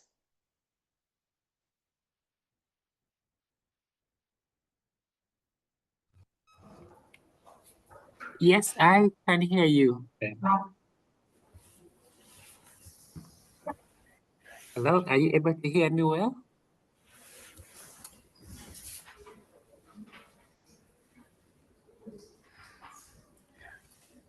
Are you able to hear me well?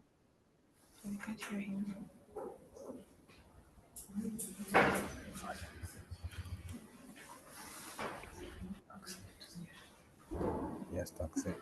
I don't know whether I know. Are you able to hear me well?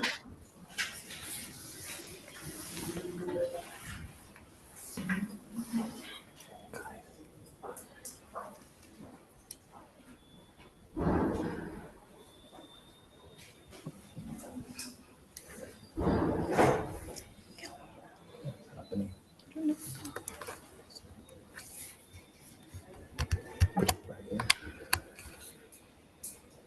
Hello? Hello? So you answer that. Are you able to hear me well?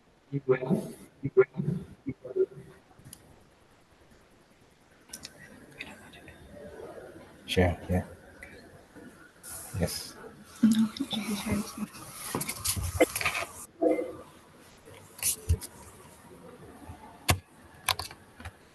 Hello, are you able to hear me well? Just a minute. I'm sharing hands.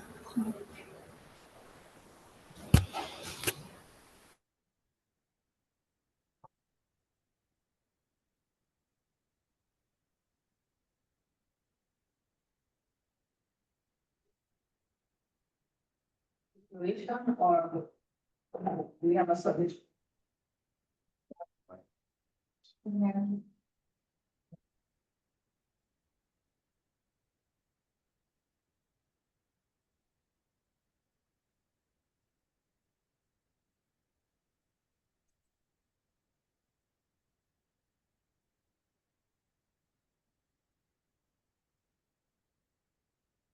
Yeah, can we just do a local presentation locally and we can talk to you? We're not able to.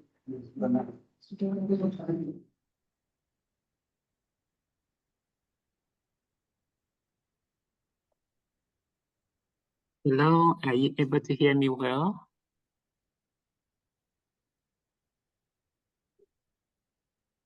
Give their talks. Can we do that while you solve this problem? Yeah.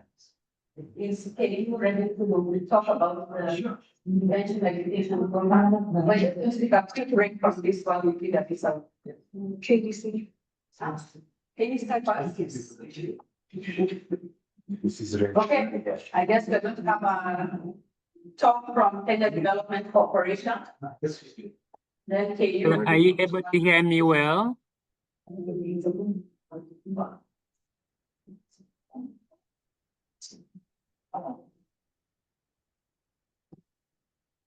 Are you able to hear me well, please? Can you hear me? Yeah, I don't need to do the. I think there are people online. Oh, we have people online. Hello. Can you hear me well, please? Sure.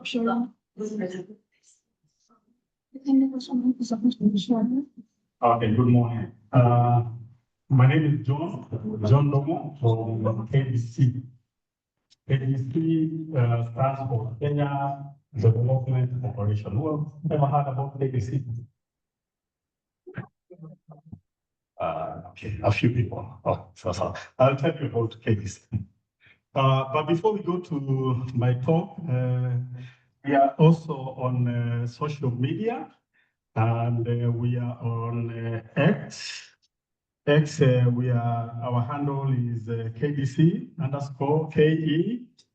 We are also on Facebook, Kenya Development Corporation, LinkedIn, Kenya Development Corporation, and YouTube, Kenya Development Corporation. Please, I want you to take just 30 seconds. Just go to one of the pages or all of them and follow us. Just 30 seconds.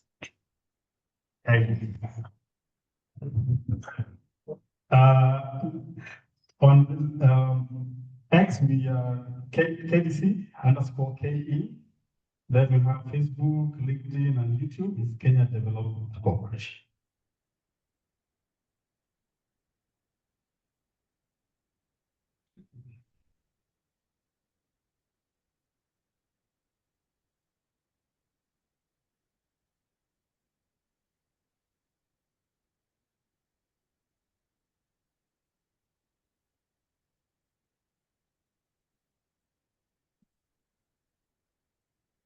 Thank you. I can see most of them have done so. I also have with me my team from ABC. Just lift up your hand. Yeah, thank you. So Kenya Development Corporation, just a minute. Yeah. KDC is a government DFI, that is Development Finance Institution. And KDC's mandate is basically to catalyze the economic development of this country. So that's mostly our mandate. And do that, KDC has several sectors that we are focusing on. What we do is that we have to align ourselves to the government agenda. That is the government's goals for the 5 years. So we have a strategic plan for 5 years. So under our strategic plan, we are focusing on these 6 sectors. That is climate change, digital and creative economy, manufacturing, health, tourism, and post-harvest planning. So you see, we also have a lot of emphasis on digital space and also health. So whatever is being presented here is very relevant, ADC. So what are the solutions that we offer? One, if I go through this, is that basically we finance projects, yeah? We can finance projects through debt or through equity. Debt where you're borrowing, equity where you become partners. So we have several products. We have project finance, we have working capital, and we have asset finance. Project finance is where we are financing a cocktail of different things. We are financing you for working capital, we're financing you for assets, mostly machinery or vehicles. We're also financing you where maybe you need to do a little bit of infrastructure. Then working capital basically is working capital for operations and also asset financing, plants, equipment, machinery, and non-PSV vehicles. Some of the features of those products are, I don't want to read everything here. So some of the features are basically the minimum amount we are lending currently is 10 million shillings. That is the minimum for projects. And from what I've heard here, most of these projects are pitched fall within that. So they are more than 10 million shillings. The tenure is for project finance is 10 years, it's not more than 10 years, and a moratorium period of not more than 24 months. And our rates are very competitive in the market. So I would call our rates concessionary. Our rates have always been below the market rates. Currently, we are doing 12%. So you can imagine what other banks are lending at. Yeah, most of the banks will go even up to 20%, but we are doing 12%. And our rates are very predictable. We don't revise our rates like every other year. So they're very predictable. So most likely, when you take up our facility, the rate you are given at the beginning will be the rate that will be there at the end of the loan period. Now, we also do equity. Like I say, we can become partners. So equity is even very, very relevant to what we're discussing here, because I believe most of the projects that have been presented here, they might not be able to take up. So there's that option of equity. Other than that, we have advisory services. We have a department that also give advisory services. If you want a very, very, very credible feasibility study and also business plans, if you want to do fundraising, what we do is, though we are also a lender, we also help the investors in fundraising also from other financial institutions. Also project inspiration, that is mostly packaging the projects and also capacity building. Capacity building most of the time is more about trading. Now, other than that, we have other special funds that are in our portfolio. One is the Drive. Drive is a facility that is provided by the government, by the World Bank through the government. Basically, that one is building pastoral resilience, basically because of drought. And that is targeted in the ASAL areas. ASAL, that is arid and semi-arid areas. You're talking about counties like Itui, Garissa, Kwale, Lamu. Those are about 21 ASAL regions in the country. For this one is also a concessionary program where this one we lend even at below 10%. Yeah. For women and youth, we can lend at 8%, and for any other investors, we lend at 9%. But the bottom line is that whatever project you're doing must have an impact in the ASAL region. Yeah. So we also have another one, it's called SEFA. So SEFA is where we also target MSMEs. And what we do is that we do that through our partners. So what we use is the SACCOs, the MFIs, microfinance institutions, and also other banks. So we do wholesale lending to them or on lending to the MSMEs. We also have a KJET. KJET is a program that we are working on currently, basically to scale up green SMEs and strengthening SME climate resilience. So this one basically will be targeted on the projects in the climate change space. So this one has not started yet. So I believe by early next year, it will be on. So this one, what we are trying to do is we have some funding. We're trying to crowd in more funding. And most of the projects we are going to do, the bulk of the money will go to equity financing, where we'll do it as a partnership. We have another very good line of credit. This one is basically for machinery and equipment, where we have a program that we with the Exim Bank of India. So here we are trying to promote people who are importing machinery from India. So how do we do it? We give you concessionary rates, also below 10%, at 9.5%.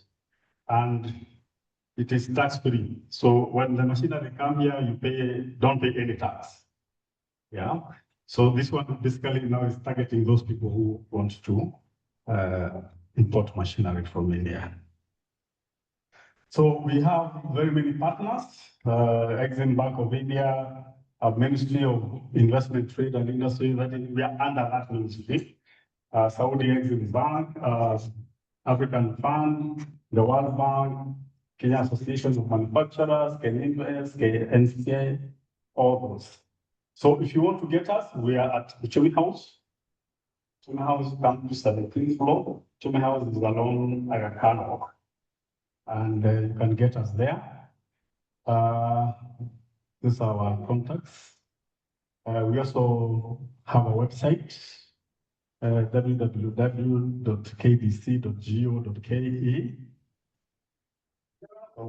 The end of my talk. I don't know whether they are taking any questions. So.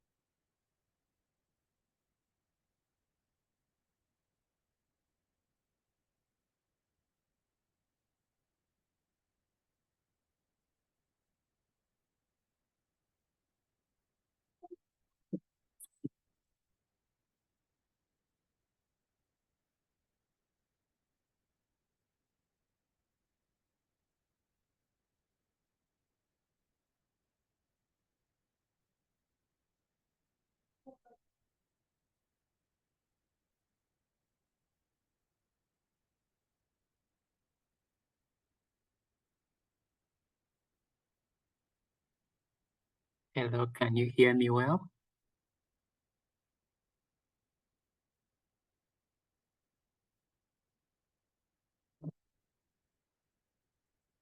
Hello, are you able to hear me?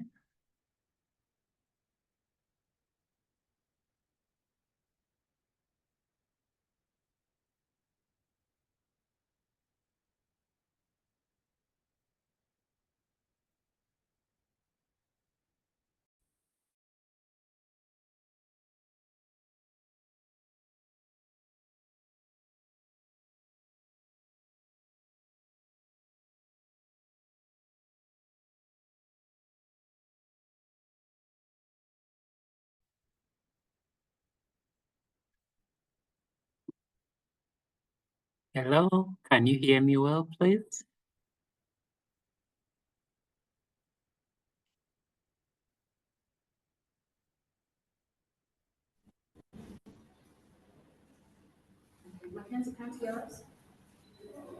Can you hear us? If I'm getting you, are you able to hear me well? Yes. All right, thank you. So, may I start? Yes, please.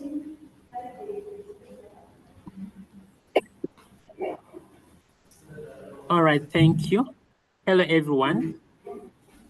As I begin, I just have a simple question. Did you know that 1,263 people die from asthma each day globally? And in Africa alone, that is 96% of the 1,263 people. And if you bring it down to Uganda, 11% of the population is affected with asthma, and that represents 4.9 million people. And from those, 5 people actually die from asthma each day.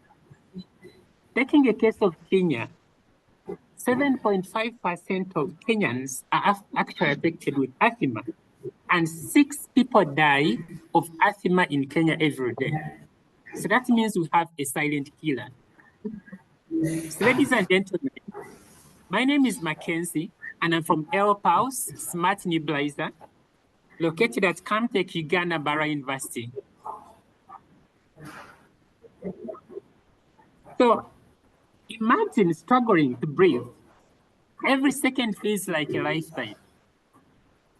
And now imagine that the device that could save you is actually too far, too expensive, or needs electricity that you don't have. This is the reality for millions of people with asthma across Africa. And it is why we created HealthTech Smart Nebulizer, which is pocket-sized smart nebulizer designed for both urban and rural patients. So according to the World Health Organization, 334 million people are actually affected by asthma. And Africa has the fastest growth rate of cases with up to 36% of sufferers. Most of these people actually do own and use inhalers. But these inhalers, while they are common, they are often ineffective during severe attacks or when used incorrectly. And that makes nebulization, which is the gold standard for effective drug delivery. But current nebulizers are barricaded, they are expensive, and they are dependent on stable electricity, making them inaccessible to rural and low-income communities. And the result of all this is that there's going to be delayed treatment, more emergency visits, and preventable death. So that's why we bring to you the HealthTech Smart Nebulizer, which is an on-the-go respiratory therapy to everyone, everywhere. It is pocket-sized for true portability. It is rechargeable with 1 to 2 hours of active use, meaning it is ideal for areas with unstable power. And it has breath detection sensors and smart dosage control for efficient drug delivery. It is affordable, making it accessible to low-income patients. So with HealthTech Smart Nebulizer, patients can get treatment anytime, anywhere, reducing hospital visits and improving health outcomes. So compared to the leading devices solving the same problem, that is from Philips, Omlon, and Petra, our HealthTech Smart Nebulizer is, first of all, very small, that is pocket-sized. We use smart technology, that is the breath detection and dosage control, that our competitors actually do not have. And we have built this for urban and rural low-resource settings, not just for developed markets. So in other words, we are bringing cutting-edge respiratory care to people who need it the most. So our target market actually spans urban asthma patients that are seeking convenience and rural patients lacking access to current nebulizers. And if you look at the market, in Uganda alone, hundreds of thousands of patients could actually benefit from this. And across Africa, the market is in tens of millions, and it is also growing very fast. So beyond sales, we have a mission of impact. That is, we need fewer asthma-related emergencies, better medication adherence, and more lives lived. So that's why we are seeking for $20,000 to refine our prototype into a manufacturable product, to obtain the necessary certifications, including the ISO 13485, that is focusing on safety, and also ISO 14971, which is on risk management of medical devices, the National Drug Authority, and the National Bureau of Standards. We'll also be able to conduct pilot tests with our target users and also do some initial marketing and outreach. And this is our experienced team with expertise in engineering, biomedical engineering, hardware development, business strategies, and system design. So with Pulse, we are not just making a medical device, but we are giving people the power to breathe wherever they are. So that's why we ask you to join us in delivering a life-saving, portable, and affordable Athema care to millions who need it. Once again, I remain Mackenzie, the team leader at Pulse, and I invite you to partner with us to make every breath count. Thank you very much.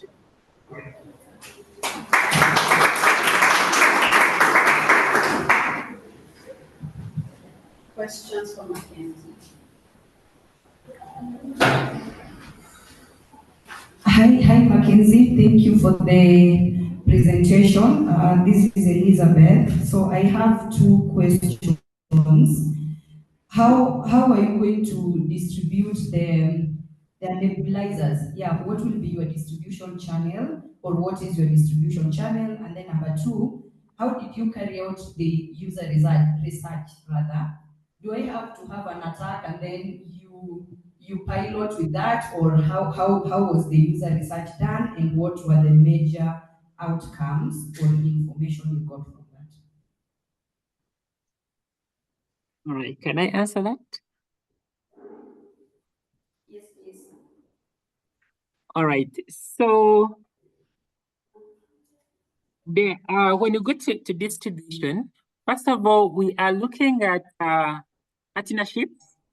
That is with, first of all, clinics and pharmacies, and also some of the distributors of medical devices who are already existing in East Africa, and then also partnering with NGOs and health programs and government programs that are advocating for asthma patients' care.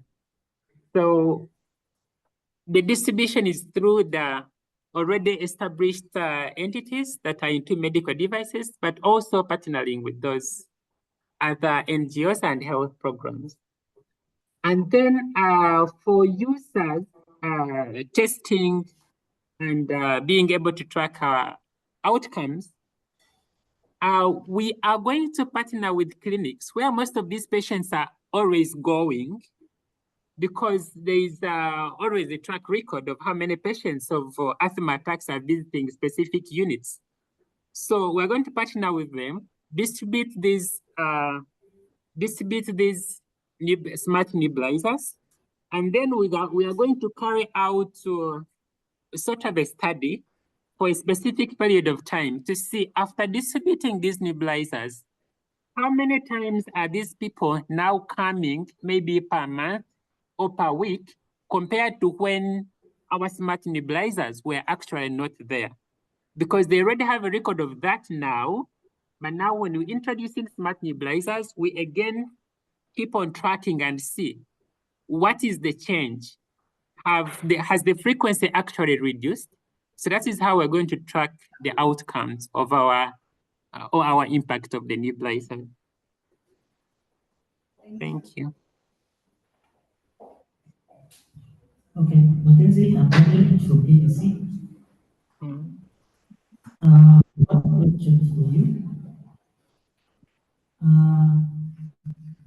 What are the regulatory requirements that you would be expected to comply within the East African community when you have access to the East African community? So what are the regulatory requirements that you require, that you're not required to comply with in Kenya, Uganda, Tanzania? That's assuming you are given the funding. All right, thank you. So I didn't hear you at the end, but I heard the regulatory requirements required. So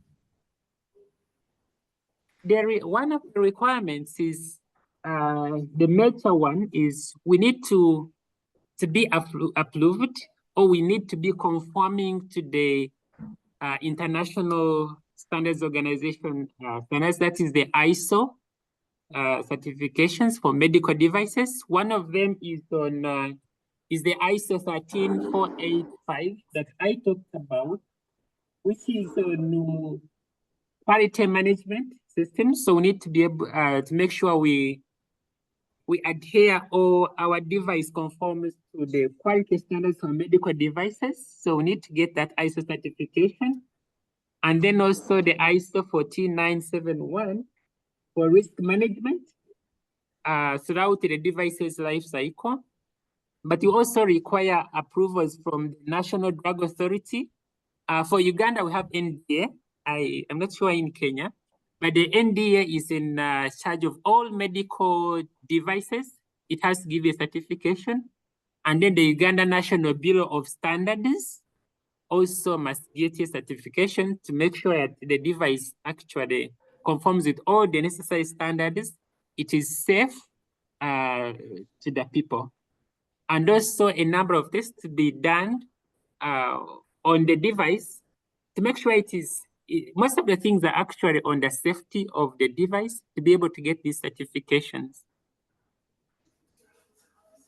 So that's why we are moving step by step. We cannot simply jump on to develop and then we take to market before we get all these certifications, and then we go on to visibility, acceptability, or doing a pilot.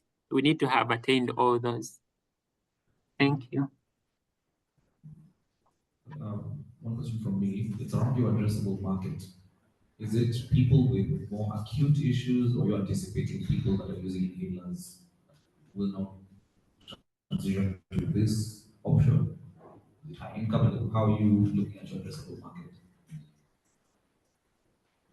Okay, so I talked about that apart from simply developing this, our mission is on impact. So we don't want to wait for someone to first get an attack and then we let them buy these nebulizers. That's why we made this device portable enough. It is pocket size, you can have it in your pocket. So just like they have the nebulizers, which do not work in critical, in some conditions. When there's a severe attack or when you wrongly use it, that's when they get the attacks. So we don't want to wait for them to get the attack. So that's why our target is all people affected with asthma, whether it is acute or not. We want you to be able to live normally as if you don't have any condition. So anytime you get an attack, with just a few seconds of nebulization, you simply go on ahead with your daily activities. So our target is the people affected with asthma at all stages. Globally, 334 million people and around 119 million in Africa. Thank you. Thank you, Mackenzie. Thank you everyone who presented today. It takes a lot of courage to implement and actualize your innovation. So for now, the judges will head outside together with Doris from Midwife and just well, so as we be able to deliver it. That's going on. We'll have a presentation by to just explain why.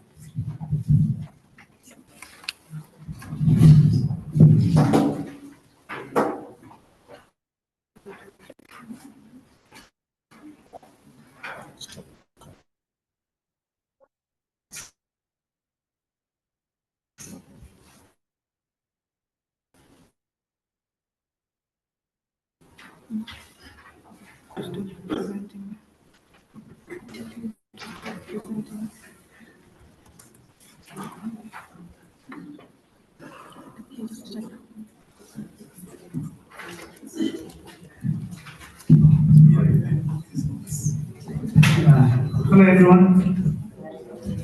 I'm very happy to be here today. Very impressive presentations. And this really aligns with our vision and goal as far as the medical device innovation is concerned. This is very dear to us as Kenyatta University. And I'm happy that we can get to this level.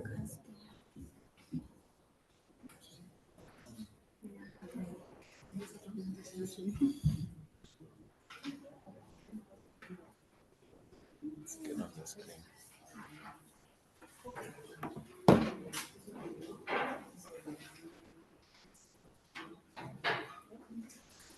I'll just give you. Are you able to put in your hand? Yeah, but you could have okay. But then the people online will use your if somebody's working on a miss on. Okay. Just change the this place again. So famous. So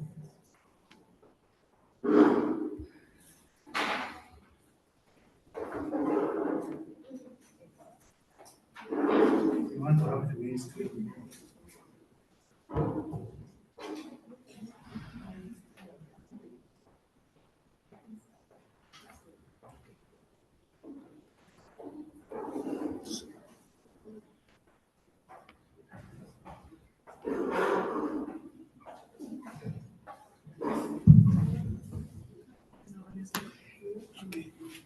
Give him that. Just on this main screen.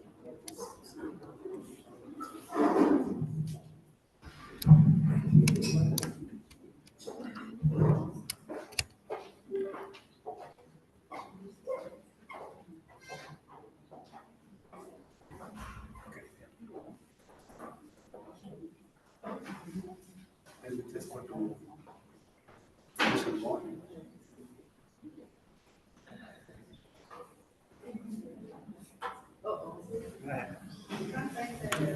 And presentation. Oh, Presentation. I can.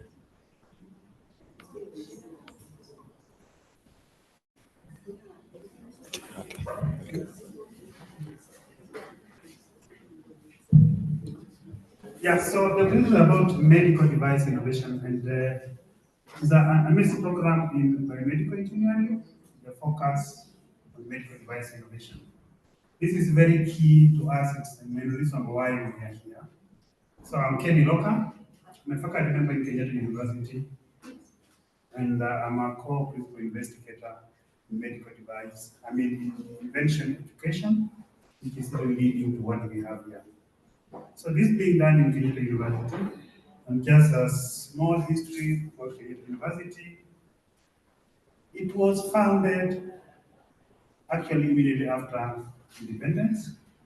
Kenyatta University used to be a military camp. When upon independence, it was converted into a college. But in 1985, it got this charter as a university. And this year, it's ranked as the first university in the country with PH impact ranking. This is in specific SDGs, but as per the EDU rank, it's the second. In student population, is the largest with about 70,000 students. It exists on about 1,000 acres of land. That's one of the largest libraries in Africa, and this is the first university to start the degree in biomedical engineering, accredited by AEK. So, invention education is something that came up following the challenges that we saw. As a university, we started offering biomedical engineering in 2013. And following that, we had a first cohort graduating in 2018. And following that, we had a number of cohorts graduating, and there are several projects that are being developed in the university. But most of these just end up as projects. You come up with projects, at the end of the day, you go out and nothing gets out. Engineering is about impacting the society. So the question came in, how can we ensure that whatever we come up with is actually answering a need in the industry and will be translated into a product out there. Notably, you remember during COVID-19, number of students and faculty came up with the TIPAMED via address the challenge during COVID-19. But this also ended just like that. There are a lot of accolades, a lot of praises, but that product did not get to the market. So following that as a team from the Faculty of Engineering, we tried to find out what is the problem. How come there is a very big gap between academia and industry? There's a lot of research that goes on in the university, a lot of products that are developed, but they just end up as research products. And this research was funded, and from 2022 to 2023, we went through and we came out that we have a lot of challenges which are leading to this wide gap between academia and industry.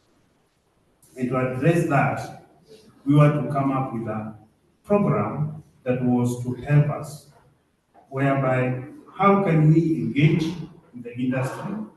How can we focus on problem solving and active learning so that the students are engaging the industry, the faculty is engaging the industry. The industry is part of the curriculum, and these solutions will really translate to the problems that we are examining. Then we also looked at it, and so it's important that when you look at a product, you don't only look at it from the engineering side. How can we look at all the disciplines? How can we look at all the stakeholders within this journey, from innovation, marketing are involved? That brought about the issue of the interdisciplinary approach, so that if you're working on a medical device, then you know you have a user who is a doctor that says what the problem is. Patients are there. We have the regulator. We have the business person that has come in. You have environmentalists, engineers coming, IT specialists coming. And through that, you are able to get all the players. So this is what invention education is about. Then how do you collaborate? Teamwork and peer learning. How do you look at the aspect of the empathy? You feel in, you get into that environment of the patient for you to know what it is. Then how do you identify that problem? How does research help you address that? How do you prototype, and how do you keep improving in that process so that the product you're coming up with is informed by the need in the field or in the industry, and the solution you're coming up with is going to solve that particular need. Through that, now it ensures that you are really aligned with the need of the users and they're part of the solution. So that will make it easy for whatever you're working on to be able to get into the market.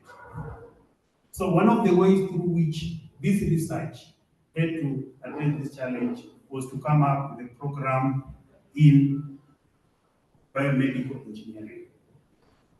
And this program was actually focused on the area of medical device innovation. And this research, we did it in collaboration with Rice University, and they have a similar program which is MSc Bioengineering, and it focuses on global medical innovation.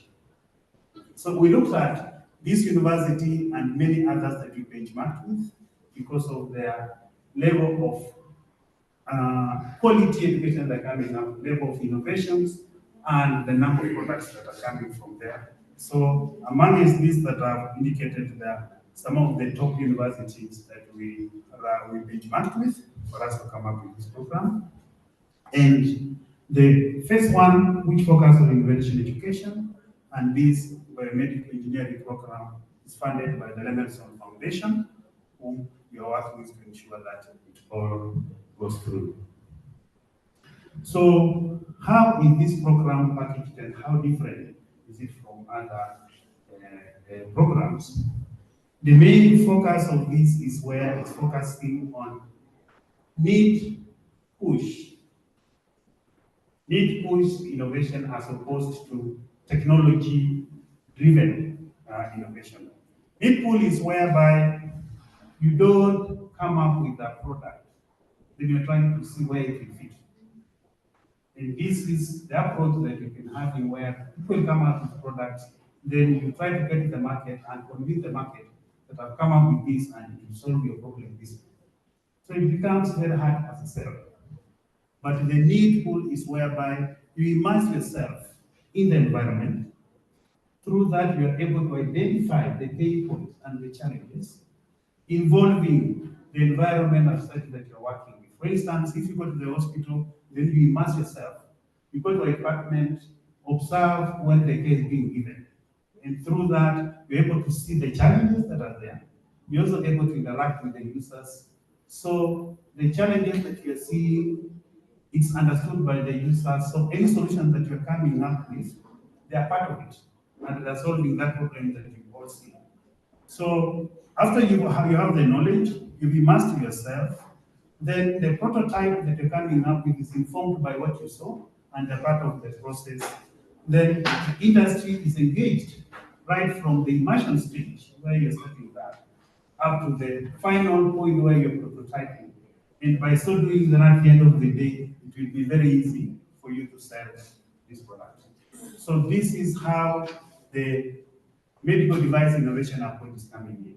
And it also focuses on these pillars where, through multidisciplinary approach, you have the engineering arm that comes in. You need to look at the business processes that have to go in for the product.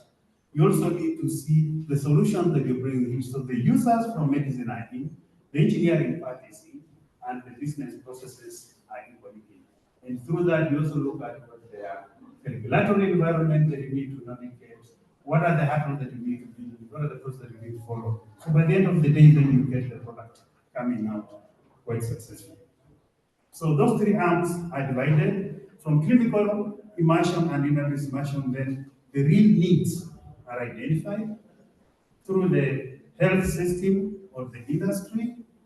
Then you look at the engineering where the prototyping and all the aspects that need to go in to ensure that these products meet the quality that are needed. Goes through from the business, you look at how to ensure that this answers the real problem in the industry, how you will deal with the competition, how the project management will be, the aspect of regulatory strategies, the philosophy of engineering, all that is considered within that. So in a nutshell, the candidates for this medical device innovation are not only engineers. You're able to get people from the medicine field coming in. You're able to get people from business coming in. You're able to get engineers coming in. And then you bring players from the entire ecosystem, regulatory, marketing, all those things in this person. So anybody who is coming in now comes out as a medical device innovator, looking at all those angles that you are looking at. Okay? So what are some of the aspects that you focus? Of course, outreach events and knowledge. This looks at the aspect through which you need to disseminate all this solution we are looking at, sharing the approach that is changing from the conventional way of learning into the manner in which you're immersed in the process. We have the aspect of design studio, where you go through the 3D printing aspects. How do you handle the electronic processing? We go even to levels like woodworking, metalwork, textile upholstery, all the aspects that this device may go through for you to understand. We look at the aspects of catalyst plants. For instance, we have a number of innovations, like what I've just represented here. You've gone up to a certain point, but you can't get to the next level. So this program comes in through this, that if you have an idea, you probably to a certain point, and you are able to demonstrate through what you just looked at through these speech events, you'll get some funds which will help you to move that innovation that you have to the next level. The aspect of mentorships come in. We look at internships for our students. Industry seminars at two levels where you first get to the industry to see what is needed. And based on the product that you're coming up with, you'll be able to demonstrate to the same industry how it handles their solutions. And through that, there's very high traction on how it goes. The events that we're having now, the pitch events, is still part of it, so as to see what are these innovations that the innovators are coming up with and how can we assist to with that. They'll get the funding and they are able to get out there to under real solutions. Then, of course, during the program, we have maybe student competitions and boot camps that will bring back these innovations from different institutions, different regions to come together and just showcase the innovation skills that they have. We also have exchange programs. So in a nutshell, this is what we are looking at from this program. This is part of what we focused on earlier, but basically, that is what the program is about. We have now advertised the program in social media if you're able to engage in the IBE social media, which have been shared. For those who are ideal candidates, you can apply. And we're intending to start that program in January. Thank you.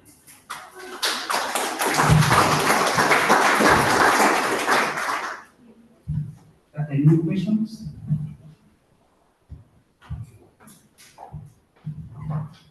Contribution, clarification?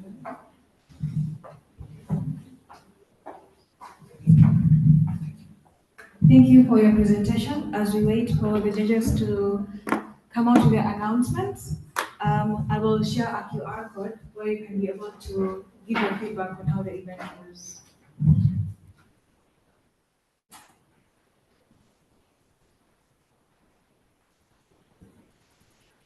Okay, so please, kindly if you need the Wi-Fi, the switching button.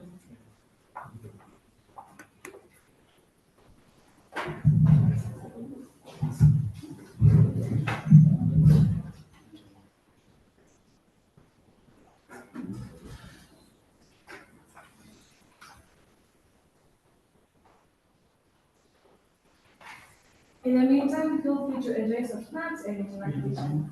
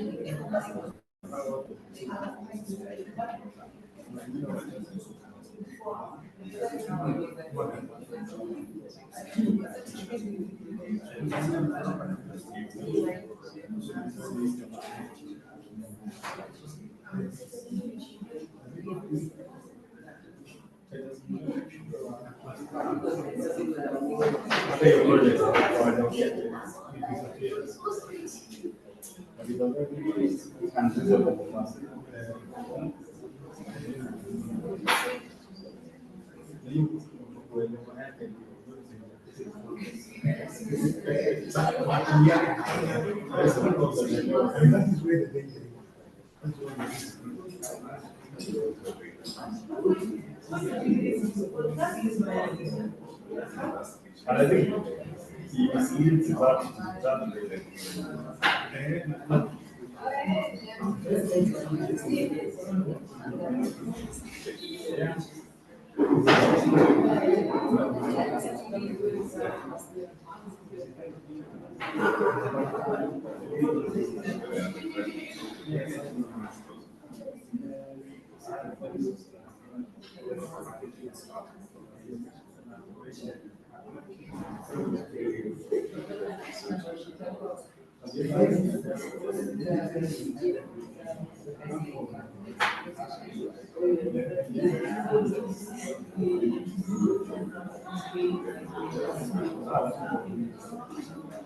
All right, the judges have deliberated and we have some. I lost the judges. I thought they were right behind me. They need security.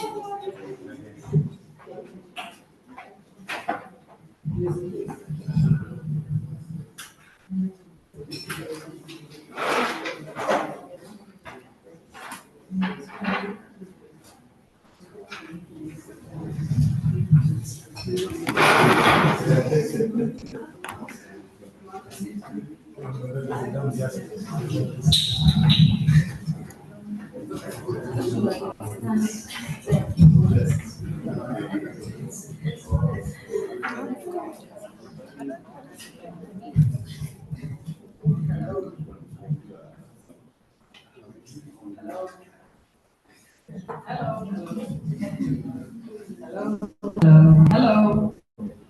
Okay, the judges have deliberated and we have some winners of the pitching competition. In my opinion, everyone that pitched today is a winner. And everybody who pitched today is going to have access to the investment community that you see in the judging panel. So you can congratulate yourselves on that. In fact, let's give a hand to everyone who pitched today.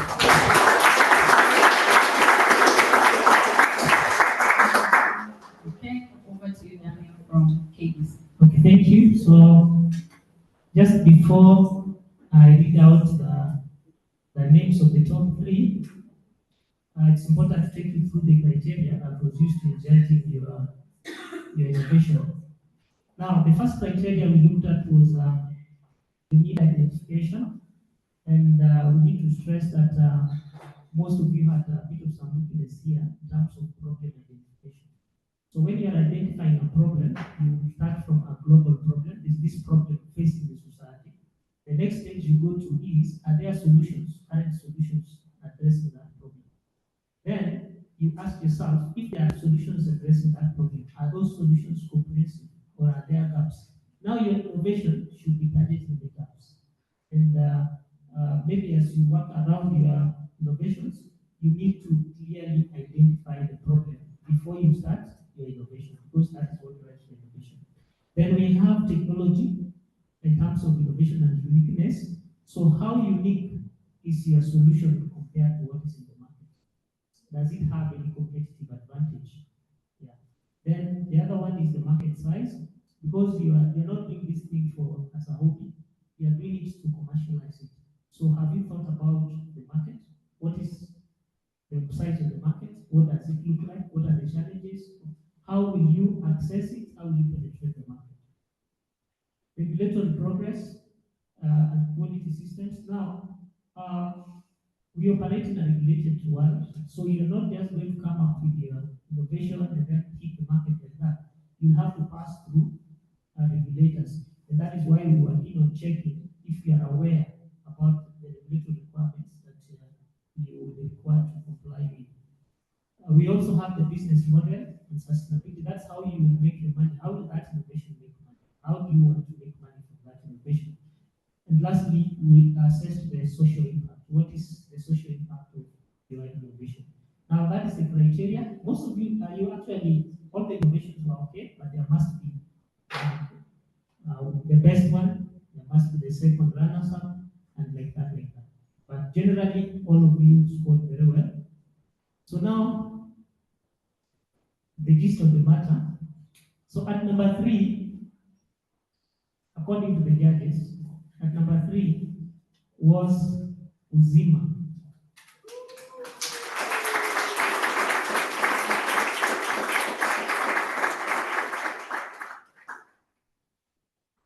At number 2 was Aeropars.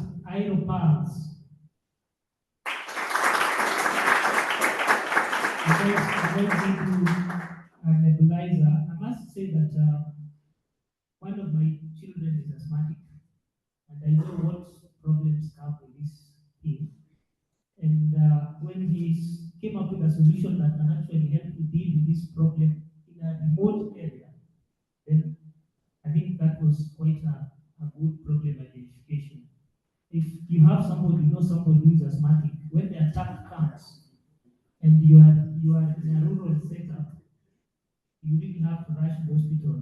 Issues of breathing. If you don't get instant help, you start to lose that person. So if you have a solution that can help deal with that problem in the remote area, then that's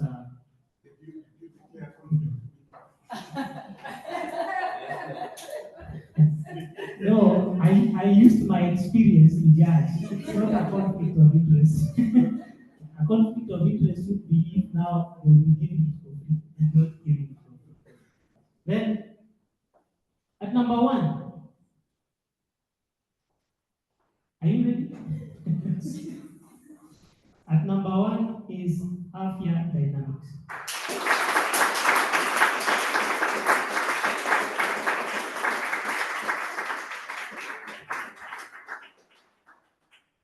I think that's it from the judges. Thank you. And so, another hand.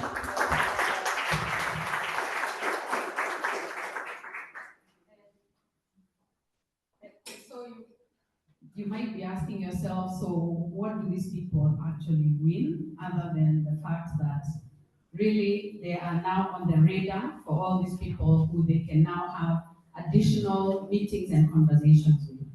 At number 3, which was Uzima Nexus, you will be able to get business mentoring from Victoria Ventures, and you will also get a cash prize of 10,000 shillings.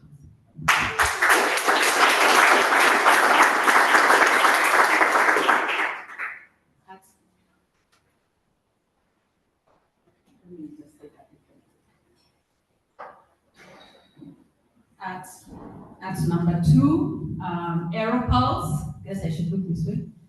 Aeropulse, you will. So you do have access to the design studio at Kenyatta University, but since you are in Barara, I'm not sure how that's going to work out for you. But you also get a cash prize of 20,000 Kenya shillings.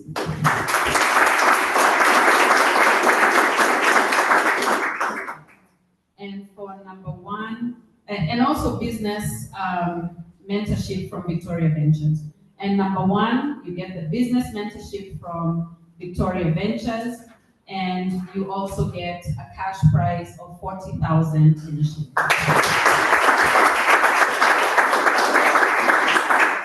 Right, can we have the winners, although you're all winners, come up to the front so that you can take a picture with the judges and then also get a token of appreciation.